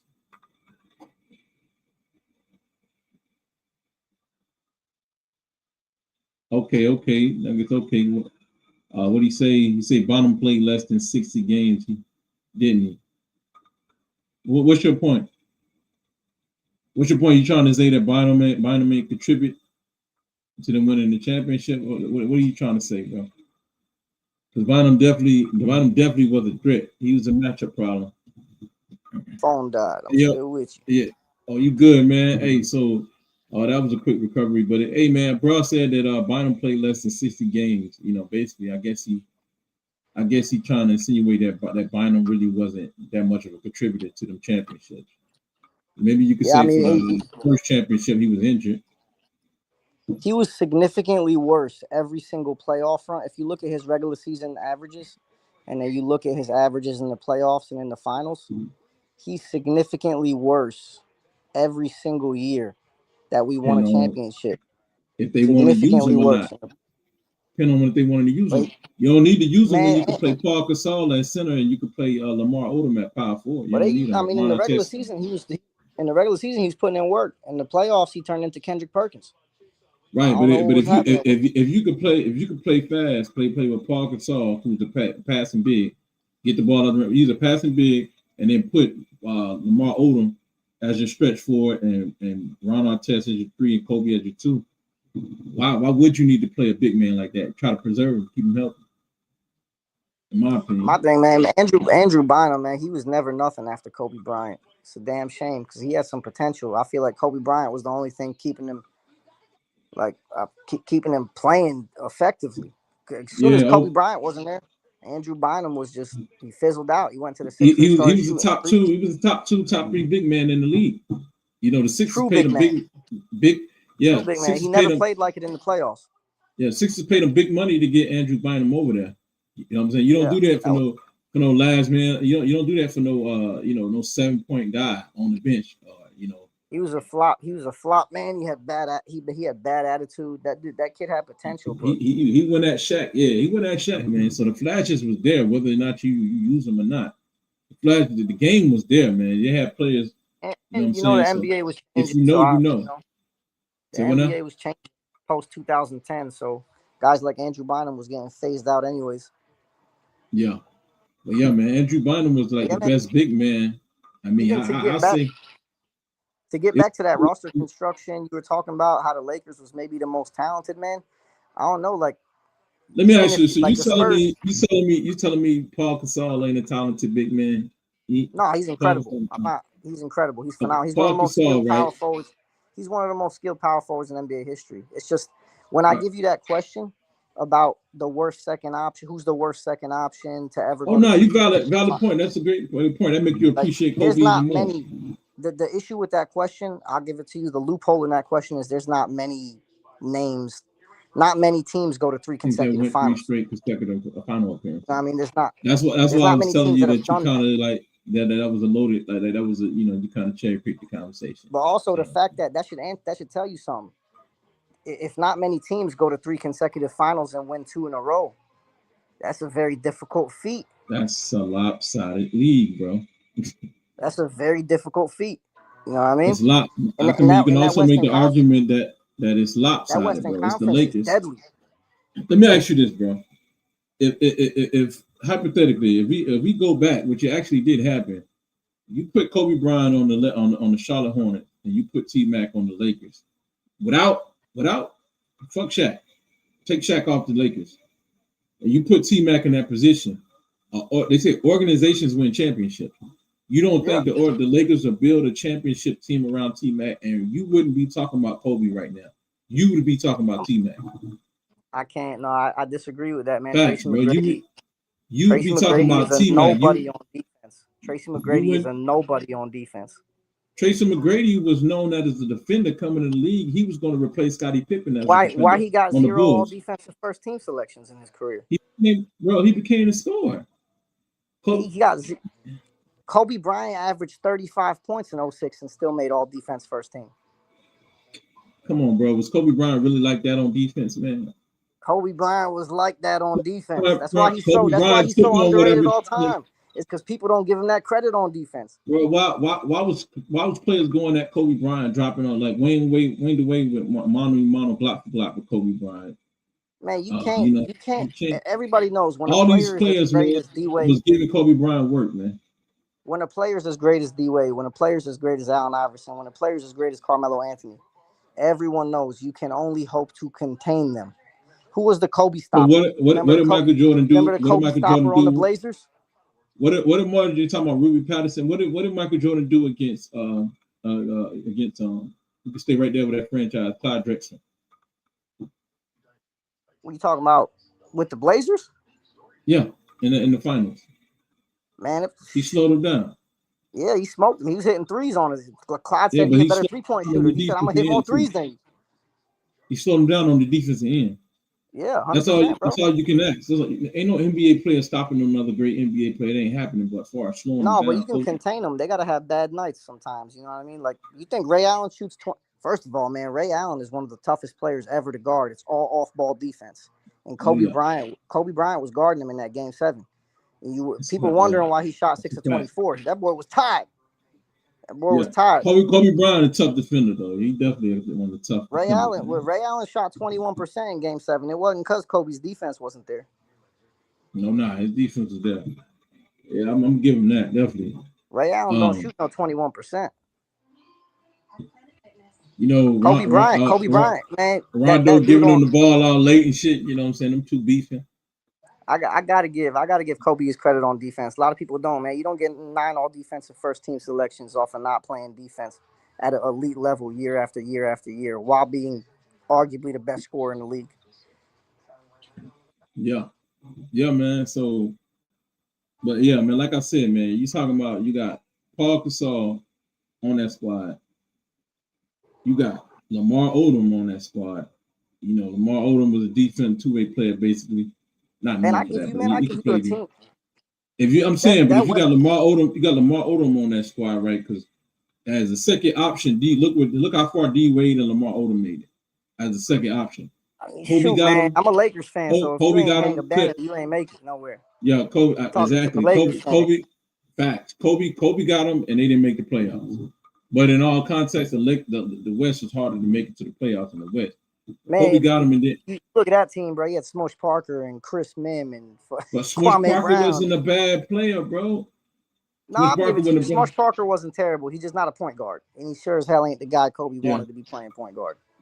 Right, and Kobe ain't letting nobody play point guard. He was a score first point guard on Kobe Bryant's team. That's an epitome of a terrible GM. Oh yeah. How you gonna bring me a score first point guard? That's true. Yeah, that's true. You know what I mean? Like, that's true. That's a great point. And man, but if you have it, but let's get back to the point. You got Andrew. That's why Kobe almost went to Chicago. Right, bro. Let me ask you: if you got Paul Gasol on the squad, you got Lamar Odom on the squad, you got Ray Allen. I mean, not Ray Allen, but Ron Artest on the squad, and then you got, you know what I'm saying? You know, and then you got post prime Ron Artest. Then you got Andrew Bynum. Bro, regular season Andrew Bynum was solid. Playoff Andrew Bynum was nobody. It don't matter. That regular season helped you get to the playoffs. So then you got 4 of those players surrounding Kobe Bryant. You telling me they ain't got better? rosters in the Let, NBA? let me name a team. Let me name a team that couldn't do nothing. That couldn't do nothing to them, and on paper they look better. The only reason they're The not better Rockets. is because that first name I'm gonna name is Kobe Bryant, and the first name I'm gonna name for this other team is Carmelo Anthony. Who you got, Kobe or Melo?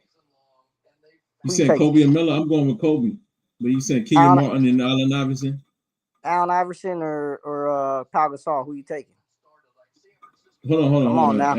Hold on, bro. At that time, you said 20, at that time it was 27 not points per Allen. It game. wasn't Allen Iverson on that squad. It was He was putting up 27 still. Hold on, Now, bro. when Hold he on. first got there, when he first It got there, wasn't he was Allen still AI. Iverson, bro. It That was wasn't Allen AI, bro. Iverson. He was in I think you Detroit. pull up his numbers when he first got there. And I'm saying he was in Detroit. That was Rip Hamilton. I mean, not Rip Hamilton, but Chauncey Billups. No, I'm talking about when he got AI. When he got AI. I'm talking about the Paul Gasol Lakers.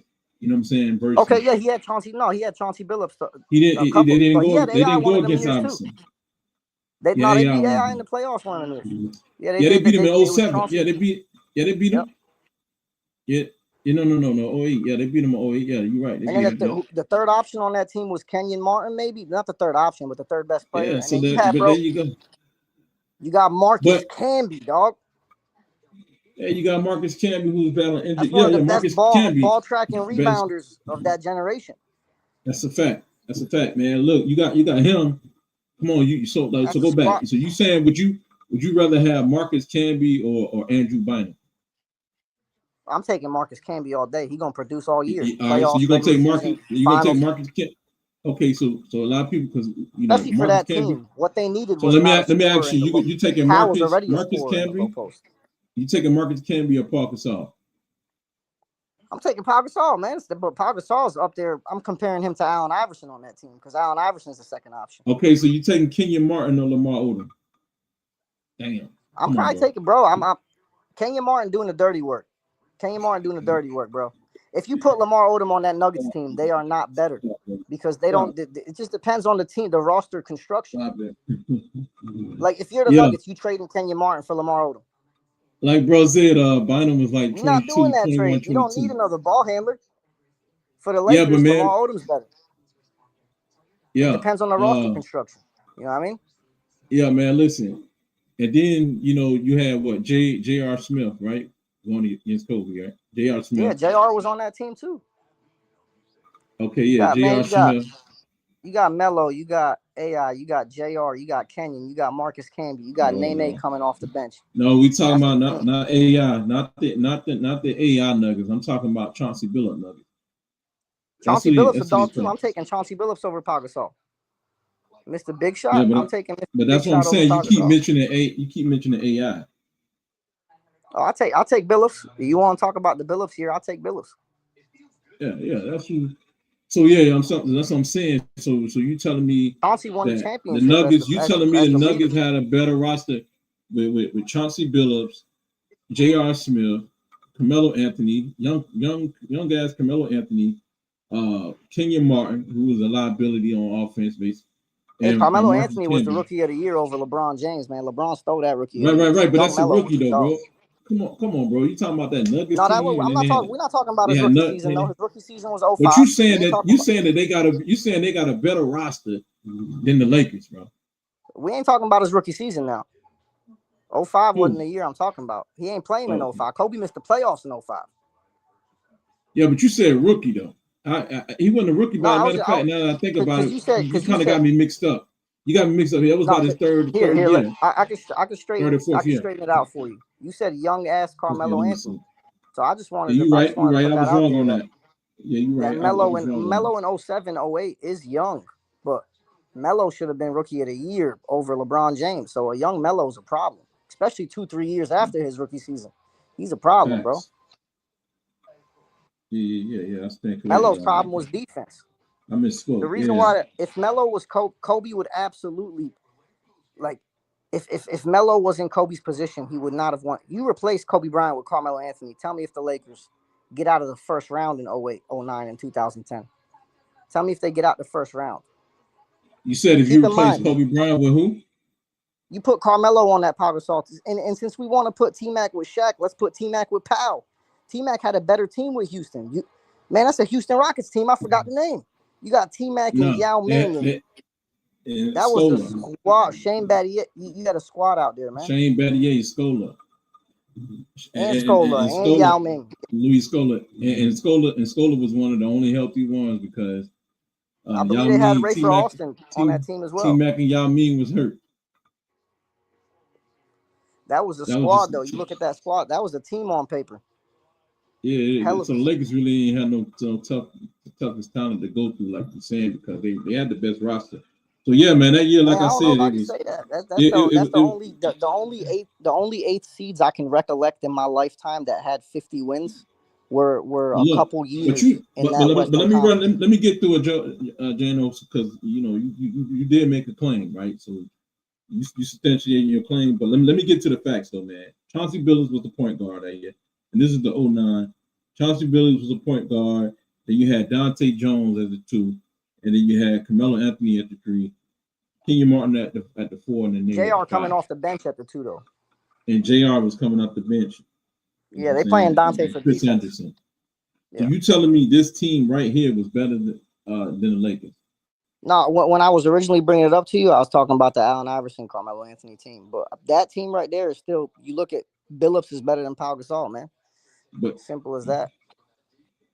Billups is better than Pau Gasol. The reason why they're not better on paper, or they not better in general, is because Carmelo Anthony is significantly worse than Kobe Bryant. It's the one that changes the topic. You put Kobe on that Nuggets team. You put Kobe on that Nuggets team and Melo on that Lakers team. That Nuggets team is now better on paper. It's the team with Kobe is better on paper because of Kobe. Simple as that. Bro, when you got like I said, you got Paul Gasol, Lamar Odom, Ron Artest, Kobe Bryant, and Andrew Bynum all on the same squad, bro. Come on, man. It's pretty obvious who's going to the finals, man. But you got him at your disposal, bro. He ain't got to go in there and say, hey, improve. He ain't got to play for a first team, second team, or third team. You know what I'm saying? The Lakers can. That's not right. I'm gonna tell you right now. That team went to 3 consecutive finals. That is not one of the. That's a loaded squad, bro. That's not one of the 20 greatest teams of all time. Why? Because of who's the head of it? Kobe. He's selfish. He didn't get the best out of that team. You know, Kobe Bryant had to sit down. Right, let me ask you. Kobe Bryant had to sit down with Michael Jordan. Michael Jordan told him. Hold on. Michael Jordan had to tell Kobe how to get the best out of his players. He said, "Man, you gotta take your players out. You gotta learn your players and get the facts. That's facts. Yeah. No, right. Kobe Bryant tell you don't even look at him. You don't even like to talk. He told like Smush Parker said, Kobe Bryant didn't even want him to look at him. Since Kobe underperformed with that team, I need you to plug in another active shooting guard or an active guard or plug in anybody you want. Who wins more than 2 championships with that team as the first option? As the first option, who winning? Who you replacing Kobe with, and they're doing more with that team? If he stays healthy, obviously T-Mac, but you could doing put more. Vince Carter. Yeah, you could put Vince Carter in there. Oh man, dude, come on, man. You can't even put LeBron James on that team and get 2 championships. Nah, but who holds LeBron that high in regard though? Man, you can't even put LeBron James. You talking about Vince and T-Mac? You can't even put LeBron. But the team is built on Kobe. Is built around Kobe. He got tall players around him. You know what I'm saying? Rebounders. He got a team full of rebounders and a team full of, you know what I'm saying, shot blockers or whatever. Not shot blockers, but limp. You know what I'm saying? That's what the team is built around. He didn't even get a point guard because he don't need a point guard. He wants to get in his hand. I mean, you got valid points, man. You're not just spewing hatred. You know what I mean? You got some valid points. But you look at LeBron James' championships. Who were his second options in all those runs? He's got 4 rings. Who was the second option in the first ring? I would say Boobie Gibson. Dwayne Wade? No, matter of fact, when he won. Oh, Dwayne Wade. And Chris Bosh. So Dwayne Wade in the first chip was his second option. Dwayne Wade in the second chip was his second option. Yeah, the super team. Kyrie Irving in the third chip was his second option. And Super then team. Anthony Davis in the fourth chip was his second option. LeBron James has 0 titles with a Pau Gasol level player as his second option. This is GOAT James. Zero. GOAT James has 0 titles with a Pau Gasol level player as his second option. But Vince Carter and Tracy McGrady would get one. No, I'm saying who could you plug in to win multiple championships with that team in 3 years? There's nobody. So Jano, man, this is what I'm it. trying to take. This is what I'm trying to say, Jano, man. Not take away from nobody, Kobe, man. Bro. Not even LeBron James. What I'm saying is, Jano, man, listen, bro. Listen, bro. Y'all think the competition begins game 1 of the season, week 1 of the season, game 1. It used to be like that. That's not when it starts, bro. The battle is between the GMs and the off season. And nowadays the season don't start to the playoffs, man. Bro. But that's a different topic for a different day. You go, bro. But you cannot sit here and tell me, that's the reason why Kobe wanted to get traded, because he didn't have a comparable, he didn't have a good enough roster to win a championship. Oh man, I mean, shoot, nobody would have competed with that team. I'll tell you what though, LeBron James got 0 rings. He threatened to but LeBron's taking worse teams to the finals. Man. Kobe Bryant threatened to go to the Clippers or the Bulls if they didn't get him a roster. So what ended up happening for Kobe Bryant? He cried for players. Jordan never done that. I don't know if you cried. Man, did Michael Jordan cry when he got drafted to the Bulls? No, he cried for players, and then somehow and Michael Jordan cried. The guy who drafted Kobe Bryant, which you know who he is. He cried for a comparable GM. The guy, That's what he cried for. A comparable GM. The guy who drafted him threw him a bone. You know who that guy is? Jerry West. Jerry West traded for him. Jerry West was the guy who traded for him. Yeah, that's right. The guy who traded for him. But he saw that boy. The guy who traded for him through the draft. The guy who traded for him through the draft. Better said. Traded for him and then helped him out on the other end down in Memphis by giving him Paul Gasol for Kwame Brown. Essentially. Come on, bro. Gave him that. So Kobe Bryant. We went over this though. What I'm saying is, at the very least, you need a Pau Gasol level player as your second option. He's the bare minimum of what. But you got guys like Allen Iverson and all those guys. Like when T-Mac was stuck on the Magic, they went got nowhere. T-Mac went to the Rockets after he was an injured player. They were trying to redeem T-Mac. I mean, but yeah, at the same time, man, that's why when you said Kawhi for your top 5 two-way players, let me ask you this. Is the best ability. Before we go to something else, let me ask you this, because I want to see where you at. So do you think that everybody in the league has a fair amount of talent on their roster? That's how we arguing, as if everybody has a fair shot to make it to the finals in the. No, I mean it's getting better. Adam Silver has done one thing. No, I'm just saying in the history, just from the history. I ain't talking about potential. No. In history, absolutely not. Is it not predictable? Is it not predictable based on the team's roster who's going to most likely, make it to the finals? I mean, it ain't hard. These analysts, I mean, they pick the preseason favorites. They pick preseason favorites based on. Let me ask you this. They pick preseason favorites based on what? Rosters, right? Yep. And strength of schedule, yeah. No, 100%. Yeah, 100%. So if Kobe, I'm asking you again, who had a better roster than the Lakers outside of the Celtics on the other end? Well, I mean, seeing as the Lakers were the first seed, I believe, one time during their, I mean, you look at the Spurs, you got to look at, people forget, man, that team, that league was stacked. You got the Hornets with Chris Paul. The Hornets with Chris Paul. I can't get a straight answer out of you, man. The Hornets with Chris Paul were solid. The Spurs were solid. The Jazz with Deron Williams. You got the Jet. You got the Jet. Hold on, man.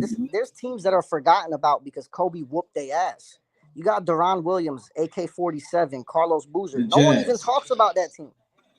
Okay, let's mention that. Because Kobe was putting BTA. Oh no, let's not gloss through that. Let's not gloss through that. So let's go through that roster. You got Deron Williams. And who else? Who else you had? Alex Burks. Man, I can't tell you off the top of my dome. I can tell you, you Alex got Deron Burks. Williams, you got You AK-47, had you got Carlos Boozer. AK-47 That's a with AK-47 three-headed on dragon there. right there. Carlos, you said Carlos Boozer. You sure it wasn't Paul Millsap? That was young Paul Millsap, maybe, but Carlos Boozer was there. Okay, Carlos Boozer, and then the center was a core, right?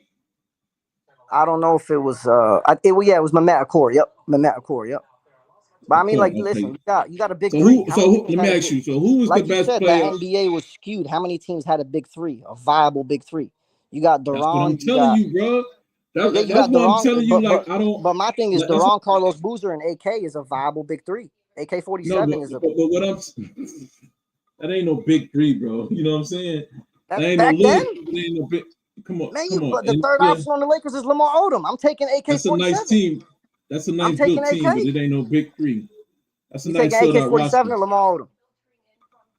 Oh, Lamar Odom all day. Nah, I'm good on that.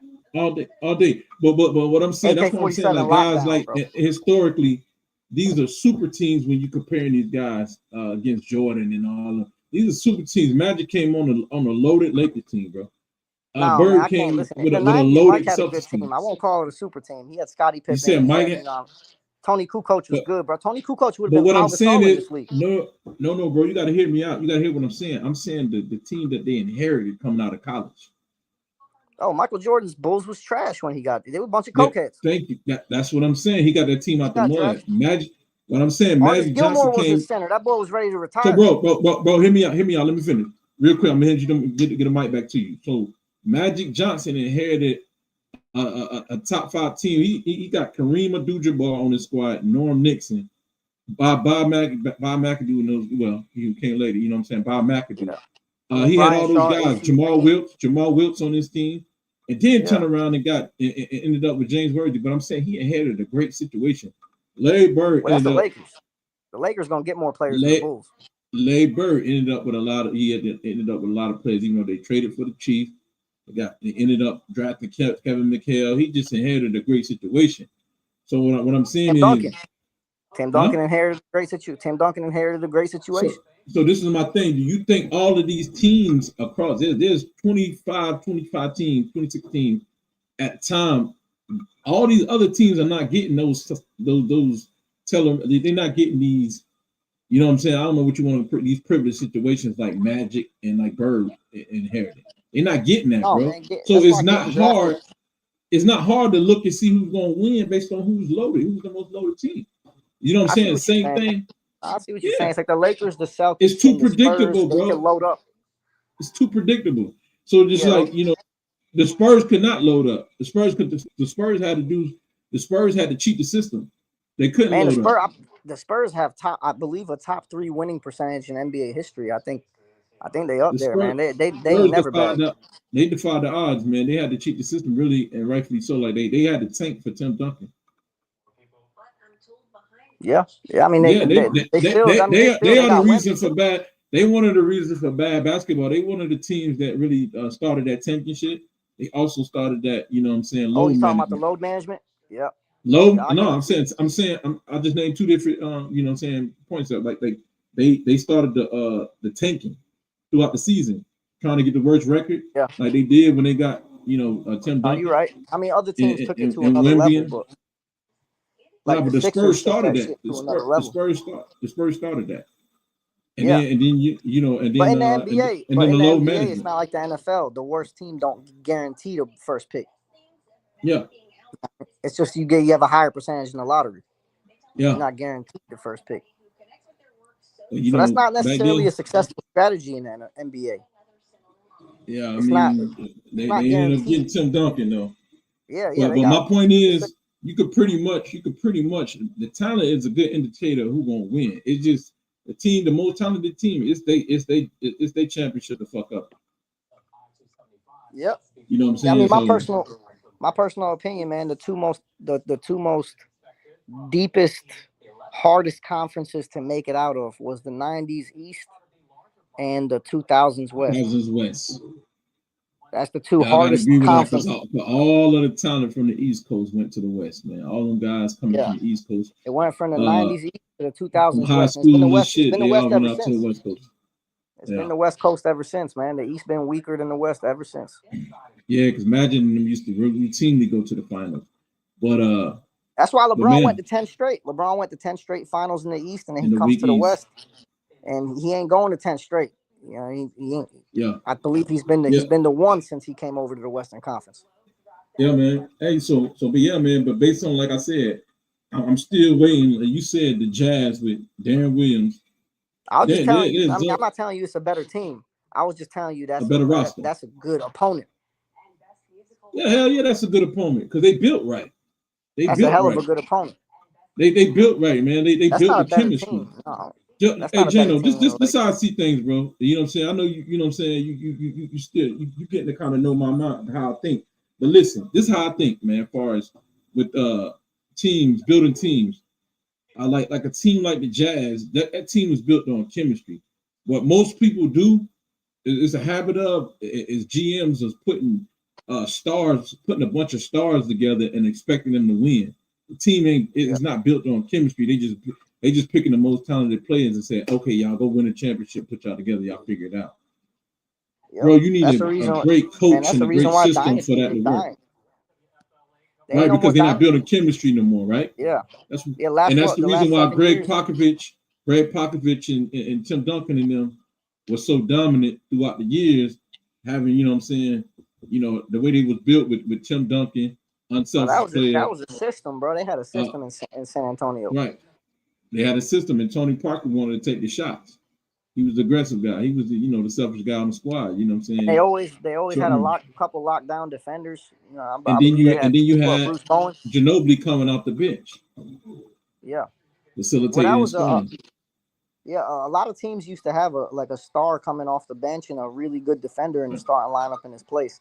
Even the Thunder were trying to do that with Thabo Sefolosha and James Harden. That was like a thing where like you just started a really defensive shooting guard and Sefolosha was starting. Sefolosha was starting. Yeah, that's what I'm saying. Sefolosha was starting over James. Yeah. So that's almost like the Manu situation. Yeah, man. But the Thunder, man, before they had Eric Maynard, man, he was really running the show. Westbrook really wasn't a point guard like that. No, I remember. Yeah, that's the name I remember. Yeah, Eric Maynard. Yeah, you remember when he was busting ass in college for VCU? See how he did Duke? Oh man. Yeah, he reminded me that. One of the best college runs I ever watched. Cardiac Kemba, man. I remember Kemba in college. He was different. UConn, right? Man, that was them step backs cold, bro. Yeah, I think I give Kemba. Paul Pierce tried to take credit for the step back. I give that shit to Kemba, man. Paul Pierce tried to take credit for the step back, man. Paul Pierce thinks he's better than D Wade all time, man. I ain't trying to hear. Right. That's what I'm saying. Paul Pierce is the one that talked about that Pau Gasol. Paul Pierce don't have the best basketball opinions. You know what I mean? Necessarily. Yeah. But you know what I'm saying? He'll go against the grain, though. I respect that. He ain't messing with no D Wade, man. If you replace D Wade in 06 with Paul Pierce, Shaq don't have 4 rings. Because defense matters. D Wade was locked down. Yeah. Yeah, man. Yeah, I got to Paul comments late, but yeah, Paul, I put your comments on the screen. No, not Paul, but Pastor Engineer. But yeah, man. Hey, bro. So we got off track. We was talking about two-way players, man. But I think we pretty much named them. It's cool to get off track a little bit. We pretty much named the two-way players, man. Another one I want to honorable mentions, man. Sidney Moncrief. Yeah. Oh yeah, definitely. With the Sidney Bucks. Moncrief. Yeah, man. Sidney Moncrief's a dog, bro. I wanted to mention the dude, number 21. Even Hondo. John Havlicek got to be up there. John Havlicek, two-way player, bro. Jerry West. He's the white version of Kawhi, huh? Jerry West, if you really. Man, Jerry West to me was before Jordan and Wade came. He was the best shot blocking guard to me. Yeah. No, Jerry West definitely a two-way player we missed. To me, man, and because they didn't record defensive stats, we didn't get to really quantify how great Jerry West was. Yeah, bro, I'm telling you right now, this shit recorded. When the playoffs hit, I'm gonna be the one recording the defensive stats for the finals MVP or whatever. You know what I'm saying? I might be able to get some help, but I'm going through there. Any player, like if a player scored 30 points and he give up 20 points, basically I'll be like, you know what I'm saying, he got an effective 10 points. Okay, oh man, you're gonna be hurting Luka. You're gonna be killing Luka, bro. But I feel like they do this shit on purpose because they think we stupid, bro. I don't respect that. That shit pisses me off, man. Because I'm a basketball fan. You know what I'm saying? I'm a real true fan. Yeah, bro. Don't give me no fucking 30 points. Give up 40. You hear that shit, bro? Huh? Yeah, you can't drop 40 and give up 40.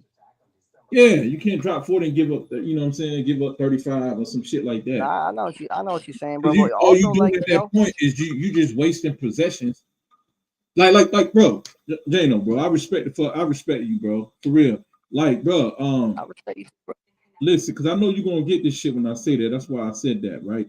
So, bro, if you Luka and you one of the baddest motherfuckers, right, and these two great players cancel each other out, right? Yeah. You can't, because you say you the man. Yeah, you got to do your scoring, but find a mismatch, bro. You see what I'm saying? Yeah. Let this player get off to say, hey, bro, we need to rely on you. You got a mismatch. We need you to be the difference maker in this game. 100%, bro. Why can't we go back to that kind of basketball mentality?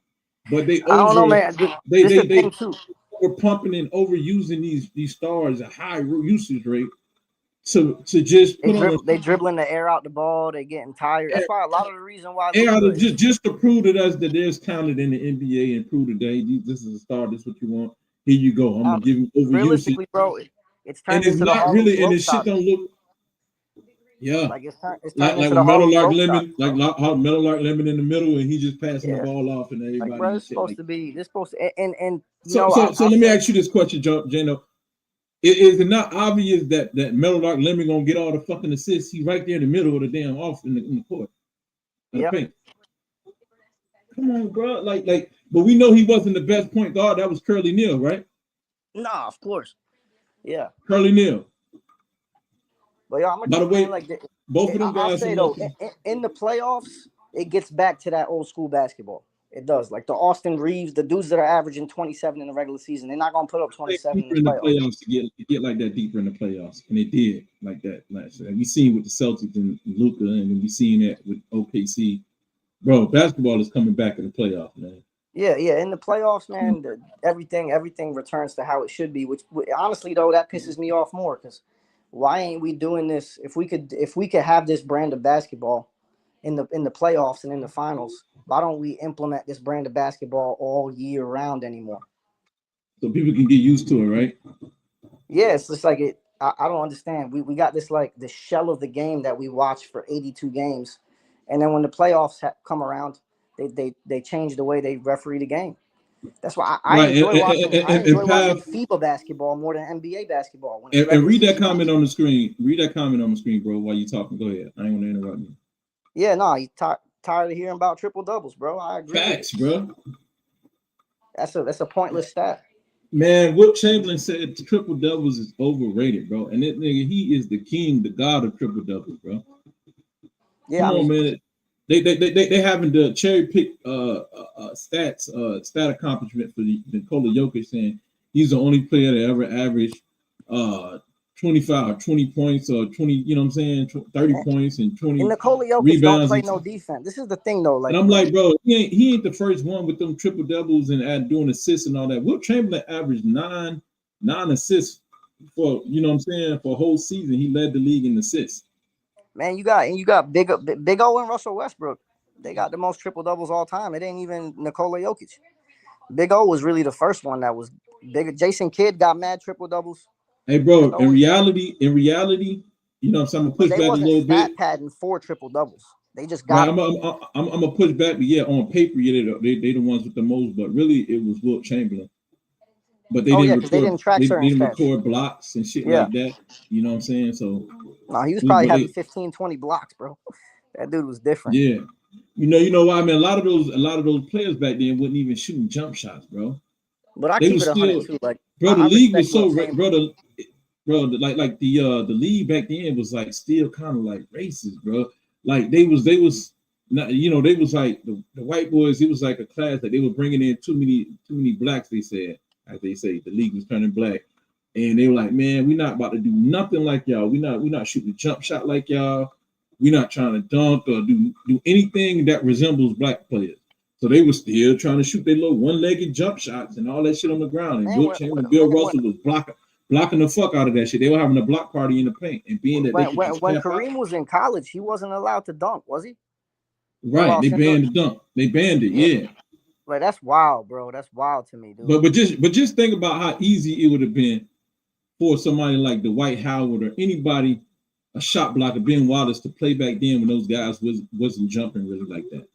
Oh yeah, bro. That's and Jerry West was one of the first white boys to really shoot a jump shot, a perfect jump shot. He was jumping with his jump shot. Oh yeah, Jerry West. And they said. And they gave him shooting threes for 2 points. They gave him the title as the best jump shot, right? You know, because he used to always go to that elbow, and they gave him the title as the perfect form when it was really Elgin Baylor who brought the jump shot to the game. Man, Elgin Baylor brought the post fade to the game. That post fade, Elgin Baylor all day. Crazy. And then Elgin Baylor, I don't even call it the Euro step, man. Out of respect, I call it the Baylor step, bro. Okay, a lot of people get at to Manu. A lot of people. He wasn't. Michael Jordan was doing it before him. Dominique Wilkins was doing it before him. Dr. J was doing it before him. I'm pretty sure. So Elgin Baylor was the one. Yeah, Dr. J. I mean, Elgin Baylor started the Euro step, bro. See, now that I ain't know. I know Elgin Baylor definitely damn near invented the mid post. Okay, bro. If you go back just out of friendly, bro, I'll send you $20. I'll send you $5, bro, $20. It don't matter. Nah, I'll send it to you. Bro, I'm telling you what. Take my word. That's what I'm saying. Elgin Baylor was the originator of that, bro. Oh, I believe you, bro. I know the shoot. Yeah, the league was white, bro. I know they let a few black players in, and they let Chuck. You know what I'm saying? They drafted in 1950 when they recreated another league, and then they allowed some Harlem Globetrotters in there, which was Chuck. Not Chuck Share, but they had allowed the black players from when did that ABA NBA merger happen?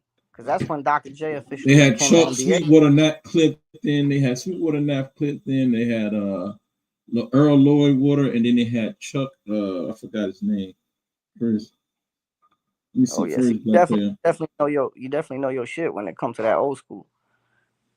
Yeah, man. You putting me on game right now. Hey, bro, on Sharper 9.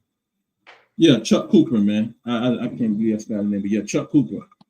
So you had guys like that, and Felix. Anyways, Ray Felix. Ray Felix, he was one of the first stars, kind of like unofficially, and then Bill Russell came in. Like black players weren't necessarily known or respected. They knew not to outshine the master. They wasn't trying to let black players become stars. And for the longest, man, like I wasn't around at the time, but I heard they was trying to, like George Mikan was supposedly the first superstar, and they didn't want to give it like when Bill Russell. They didn't want to give it to Bill Russell and Wilt Chamberlain when they came around, even though they was clearly significantly better than George Mikan. He's missed the basketball, but you look at George Mikan, he had a 7-year career, bro. Hey, bro, let me tell you something though. I'm gonna give Jordan credit, right? People say they never seen nobody like Jokic. I'm gonna say that. I guess you never really seen too much of George Mikan. Yeah, he's your man. That boy was putting up his first season. I believe George Mikan. You know what I'm saying? The level of competition matters, but just you can only play who in front of you. But George Mikan, he would get the ball off the rim and go coast to coast. You know what I'm saying? And they didn't basketball, bro. They didn't allow. George Mikan said they didn't want nobody in there at his, said he was too big to be skilled, and he proved them wrong. He said a big man can have skills too. Yeah. So they called him Mr. Basketball for a reason, bro. Man, yeah, and then he was, to me, really, to be honest, he was more like 6'9", 6'8", 6'9", man. He really wasn't that tall. But that was honestly, like people say Michael Jordan played with milkmen. No, that was, George Mikan was playing with some milkmen, though, for sure. Yeah, for sure, man. And then, like you said, you can only play who they put in front of you, so you can't, can't knock them for that. But yeah, the people that say Michael Jordan played against milkmen, y'all boys is wrong. Michael Jordan played against grown ass men that would fold these current players in half and stuff they ass in a suitcase. Like those were some grown ass men in the 90s, bro. Karl Malone is folding every big man in the NBA in half. Without traveling, you had guys in the paints just sitting there, waiting. No defensive 3-second rule being enforced, even though it was in place. Yeah. No, Will They didn't start calling the defense. Will Chamberlain, the reason why they invented the 3-second violation. That boy dropped 100 points. Yeah, he just sitting there in the paint, just waiting for somebody to come down there for the shot to block, waiting for a shot to block. Him and Bill Russell. Bill Russell took plays off. I done seen it. He done took too many plays off. Tired, just sitting there holding his knees. Bill Russell needs to rest sometime. That boy was running the ball up the court. He was he definitely was. Yeah, he was. He facilitated the offense too. That boy was smooth with it. He might be the first point center. But I'm saying these guys play like 44 minutes and 48 minutes and shit like that. But don't think it was a graceful 48 minutes because it wasn't. They was holding on to their shorts and shit like that. Sure. Like Allen Iverson played the most minutes in the 2000s, and he definitely took breaks on defense.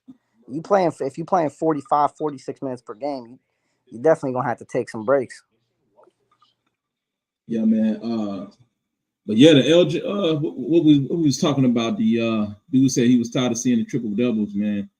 But yeah, man, shit, like what Chamberlain said, that shit overrated. It ain't winning basketball. You know what I'm saying? That might just be something you have to do to fill in, certain nights. But you need to allocate that role to somebody else. That's why Jordan had to come off the ball. Let somebody else be the point, Triple doubles is way too glorious. Triple doubles take away from the genuine, like, game of basketball, how it's supposed to be played. Your big man's supposed to be your big man. Your point guard's supposed to be your point guard. Like nowadays, it's just you got one player. LeBron James really, like, I'm gonna be honest. The one knock I have on LeBron is he takes everyone's role. A lot of role players don't succeed with LeBron James because he's playing all the roles. Facts. You know what I mean? Like that's why, like you see, like Jordan Clarkson's career looked like it was dead in Cleveland, and then he gets traded, and he's Sixth Man of the Year. It's like that's the issue. Is like, it's like there's no players ain't playing their roles no more. You got players playing every role. Yeah, I almost forgot about Jordan Clarkson. I ain't gonna look at, bro. It's a few dudes, man. Even Danny Green. Danny Green didn't look like he was gonna be an NBA player because he started his career. I'm talking about I almost forgot about him on the Lakers. Oh yeah. Danny Green was on the Lakers too. I mentioned back-to-back Lakers players on accident. Danny Green won a chip with us in 2020. Yeah. That's after winning one with Toronto. Yep. But man, because where we was at, let me see. But yeah, that takes away even Jokic, man. As much as I love watching him, he's taken away from the game, bro. His point guard don't even play point guard. His point guard just shoot. And you seen what when he went out there and did Murray the first game back after Jokic got hurt, 16 assists, bro. Bro, that's what we should. And that's what we'd be seeing from him on a nightly basis of basketball. Well, he's not going to average 16, but he'll be a point guard. He'll be a point guard, right? And see, they need Jokic to play that so he can show his value because he don't play defense and they just engineering stars, bro. That's all they doing. They engineering stars. The NBA's become a show, man. It's just for entertainment. It's becoming a show, bro. It's becoming a show. If you don't know the difference, then you know what I'm saying, then you in bad shape. Because you wouldn't know the difference between the real. Man, they ain't got me duped. I lock in the playoffs. I don't even watch the regular season of the NBA. I'm spending my time watching football, man. Oh, man. Yeah, they got to go back and do their homework, man. Because the NFL regular season, man, that they might be a script, but them games they're fun to watch, bro. It's competitive every game. Week 1 to week 17, every game is competitive. Every game is played like a playoff. I need to get back on that. Yeah, I was in the heavy back in the day, but after that Kaepernick joint, I fell off. But man, back to I want. Yeah, man. I wanted to shout out. You know what I'm saying? One of the main contributors on the page, man. Leland. You know what I'm saying? My boy Leland, man. Leland Edmond. So shout out to you, man. I know you wanted to hear what I think about Bill Russell not being in the top 10. Yeah, man. I don't put Bill Russell in the top 10. He's not a two-way player, man. As we got on the screen right here. Bill Russell is a great, you know what I'm saying, phenomenal defensive mind. He's a coach. If you got a squad out there on the floor with him, he'll get those boys right on the defensive end, to get the best out of out of that team. But when you need, you know what I'm saying, to be a top 10, you need to offer something else on the offensive end, be more efficient. So He the was 11 shooting more rings like don't 40, put him in there, huh? 11 rings gonna do it, man. It's about your final MVPs, and unfortunately, the finals MVPs didn't start until after his last year of his career. But what about I'll say this. But though, we went back and count them. He got about 7 MVPs. You can count about 6 or 7 finals MVPs that could have went to Bill Russell. Yeah, I mean, and what about the intangibles? I mean, like, but you also got to think about you got to think about how loaded the Celtics was, bro. If the teams are lopsided, let me ask you this: if the teams are lopsided, who's going to beat them, bro? I say like right now watching, you know, women's college basketball on right now. Back when Jerry Giuliano, I can't even say his name, but are you talking about UConn's coach? Yeah. I know you're talking about Gino. I forget what his name is. Yeah, Gino. Yeah, man. So some fancy shit, right? So, but yeah, what do you expect, man? You look at UConn roster. Who the fuck you think gonna win? Y'all think these coaches are that damn good that they just can win a championship with any roster? It's talent that wins the championship. The coaches are the managers of the talent to make sure they get their full potential out of it, huh? I think it's the women's basketball team that's been dominating is the one that's coached by that one lady. I forget what. Not right now. I'm just saying in the past. Oh yeah, no, he dominated for years, bro. It's like Saban dominated college football. It's like Nick Saban with that. Saban had all the best top. You see what I'm saying? And then when the NIL came, what did Saban do? Take off running because he's seen that the playing field's getting ready to be level. Yeah. He wasn't going to be Nick Saban. I'm gonna be honest, man. That's one of the reasons why I like the NIL. We getting off topic, but like, it's look at Indiana, bro. Quarter in the NIL. Yeah, look at Indiana, bro. And we're gonna cover that. We're gonna cover that in a couple of minutes. I'm gonna let you get your, you know what I'm saying, spill out on that in a couple of minutes, though. But I'm just pivoting to that point, though. That Bill Russell played on a team with about arguably 13 Hall of Famers or more. You know what I'm saying? He had almost every Hall of Famer that was active on his team. Right. And then you got other players like Oscar Robertson, who was like, man, shit, you know what I'm saying? I need to get on the team with some better players. You know what I'm saying? Like Oscar Robertson was trying to join up the bench with Boston. Yeah, Oscar Robertson was trying to link up with Wilt Chamberlain. With Wilt Chamberlain and Elgin Baylor. With the Philadelphia Warriors? Oh, you talking about with the Lakers? Nah, he was trying to. All of them wanted to link up and play with each other. Cause I didn't even know Oscar was in the league when Wilt was on. But just think about, even if Oscar would have just linked up with Wilt Chamberlain on the Warriors. I mean on the 76ers or the Warriors, 76ers. So imagine if he would have had the shot to link up with him. Then you know what I'm saying? Things probably would have went different for the Celtics, because even without another star next to Wilt Chamberlain, you had Hal Greer, but a lot of those games came down to 2 points, man. 2 points, bro. Yeah. And let me remind you, with a decent team at one point, he had Elgin Baylor. And let me remind you, right? Let me remind you that it's no coincidence the Celtics won every last one of those games with the referee on the floor, being that the owner was, Walter Brown was the owner of the Celtics and the owner of the NBA, basically.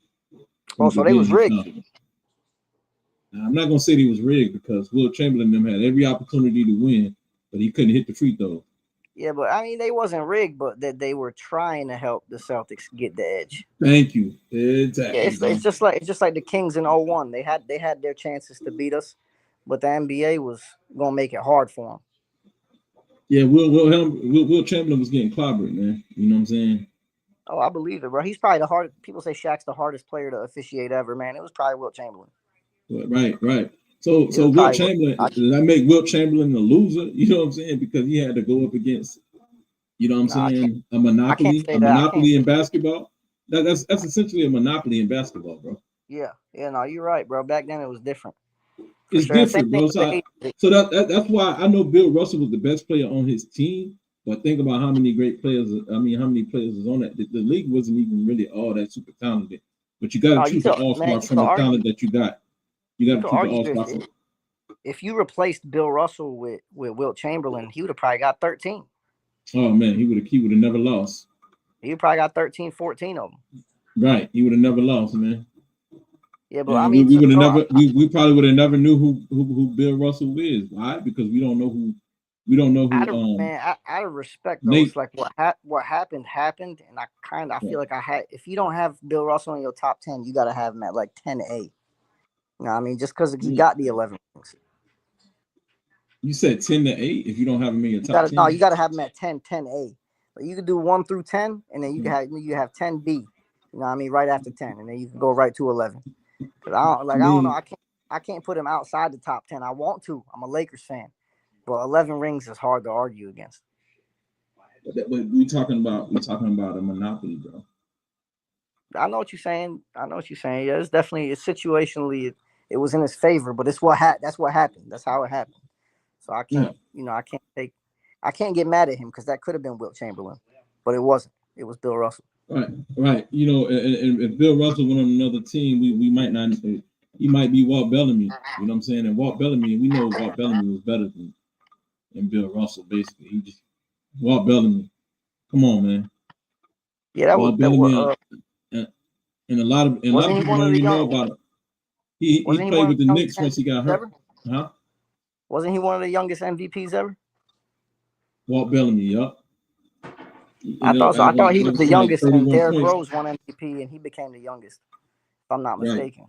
Right. You spot on, bro. You know what I'm saying? He averaged like 31 points a game, something like that, 18 rebounds, something like that 1 year. Shoot, I'm getting a little tired. Yeah, I'm gonna wrap this up, man. But Bill Russell, well, you said as far as what was the last point you made about Bill Russell? You said he you know what I'm saying, he had the team he had or something like that, you said. Yeah, it's like you said, man, like we were talking about George Mikan, and like, you know, he could only play against the players he played against. You can only whoever they put in front of you, that's all you could. You know? Okay, yeah, I'm back. Now I remember now. I can't knock Bill Russell because the situation was flawless. No, he's a great player. But what I'm saying is, I don't put him in that category. You know what I'm saying? As those upper echelon players, like you said, you put him in the top 11, man. I can name you like 15, 20 players. Yeah, that's the thing. That's the thing I told my guy online, man. I told him that you know, my guy Leland, you know what I'm saying? I told him online I can name like 20 players, 25 players better than Bill Russell. I'm gonna name them all. Listen, that's the key. Let me just do this for let me chop this up and let me do this just for Leland. Look, first guy I got Michael Jordan, Wilt Chamberlain, Kareem Abdul-Jabbar, Larry Bird, Magic Johnson, Hakeem Olajuwon, Shaquille O'Neal. There's no order, or there's in order. Moses Malone, LeBron James, Kobe Bryant. I mean, you can make, you know what I'm saying? I'm gonna take Kobe.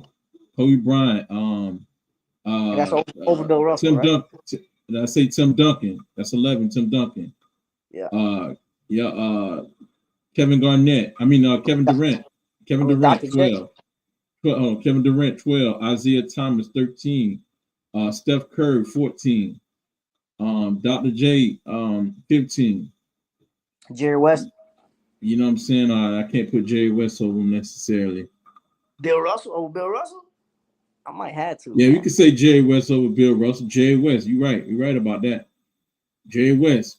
I'm tripping. Yeah. Jerry West, Karl Malone, Charles Barkley, David Robinson. Man, shit. Charles Barkley underrated. Charles Barkley took an MVP from Michael Jordan in the prime of his career. Yeah. Man, you could put I put you know, Giannis over him. You could actually put Patrick Ewing over Bill Russell, man. Let's just be honest, man. If Patrick Ewing was on the Celtics, we're talking about the list of the best players. Are you 10? That's 20 players right there. I just named them. Like the 10 best players ever and the 10 greatest players ever are two totally different lists, in my opinion. If we're talking about who the best is and who the greatest is, that's a different question. You talking about greatest being with accolades? Yeah. So greatness is based off. That's the thing with Mike, man. I know off top, Michael Jordan's the greatest and the best. He's both. Yeah, great point, man. But you know what I'm saying? So let me ask you this before we go. Let's end it with this question. If you put Patrick Ewing on that Boston Celtics, you don't think they win 10, 11 championships? Oh, man, Patrick Ewing is a dog. Yeah, no, they do. They 100%. They They win do. more.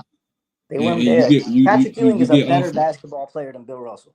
Yeah. better, but way better. You know what I'm saying? Yeah. And Patrick Ewing ain't even in my top 30. I mean, you could put Bernard King over. But You if know what I'm if Michael Jordan wasn't around, Patrick Ewing would have a couple rings. Yeah, man. You know, I said David Robinson, Dwayne Wade. You know what I'm saying? Tim Duncan. I'm not gonna sit. Yeah, I said Tim Duncan. You know what I'm saying? I'm not gonna sit here and say act like Bill Russell are better than these guys, man, just because the white guys told the white guys in Boston. It seems like every white person I come across, they treat Bill Russell like the token Negro. For some reason, they always use Bill Russell as the barometer, like for talent. He's the standard. They want him to be the standard. I'm gonna be honest too, though. So we don't forget about so much as far as like the activism too back in the day. Too. Yeah. So they don't forget. Yeah, hold on. They don't want us to forget about Bill Russell because all of that was pretty much the end of the white era of dominance of basketball when Bill Russell showed up. So they always want to put Bill Russell up there on a high level so they players can have some value. So but really in the new world, Bill Russell ain't really him too ain't at the like same that. time. Like there was restaurants in Boston. He was winning chips for the Celtics, and there was restaurants in Boston where he couldn't even go in and eat. That refused his teammate Sam Jones and that's Sam crazy. Jones and KC Jones. So Bill Russell being a moral character, you know what I'm saying, being the stand-up guy that he is, man. He refused to eat at that Kentucky hotel, and he refused to stay there. So he got back on a plane, went back to Boston. But also Boston wasn't all that kind to him either, man. They defecated in his bed. You know what I'm saying? It vandalized his home and everything, man. Got threats and all that. So, you know, he went and getting called the N-word and all that on the court. So, you know what I'm saying? Him and Jackie Robinson was friends, man, and he needed Jackie Robinson, you know what I'm saying, to get through them tough times in Boston, man. So Bill Russell was a stand-up guy, man. He marched with he took the summit. But it was terrible. He took the summit with Jim Brown, Kareem Abdul-Jabbar, and Muhammad Ali and all of them. They all formed together. But Bill Russell was the people champ back then. He paid the way. Rightfully so, bro. That was personally speak, like I give him the credit where it's due. His basketball situation was flawless. It was perfect. But as far as like his personal situation, there was some adversity he was dealing with that, winning them 11 championships probably wasn't as easy as we think it is. Yeah, but he was never going to be the offensive guy to carry you, bro.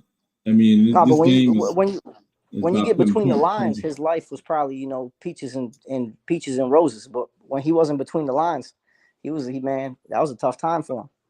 Thanks.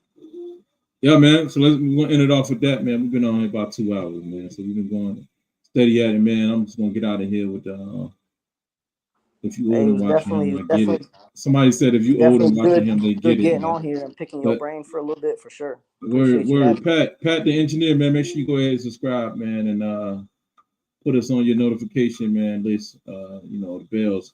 But go ahead, man. We're gonna sign out, man. Like I said, man, make sure y'all hit that like and subscribe button, man, and stay tuned, man. We'll send out the notifications, man, and till then, till next time, man. Keep it raw. Yes, sir.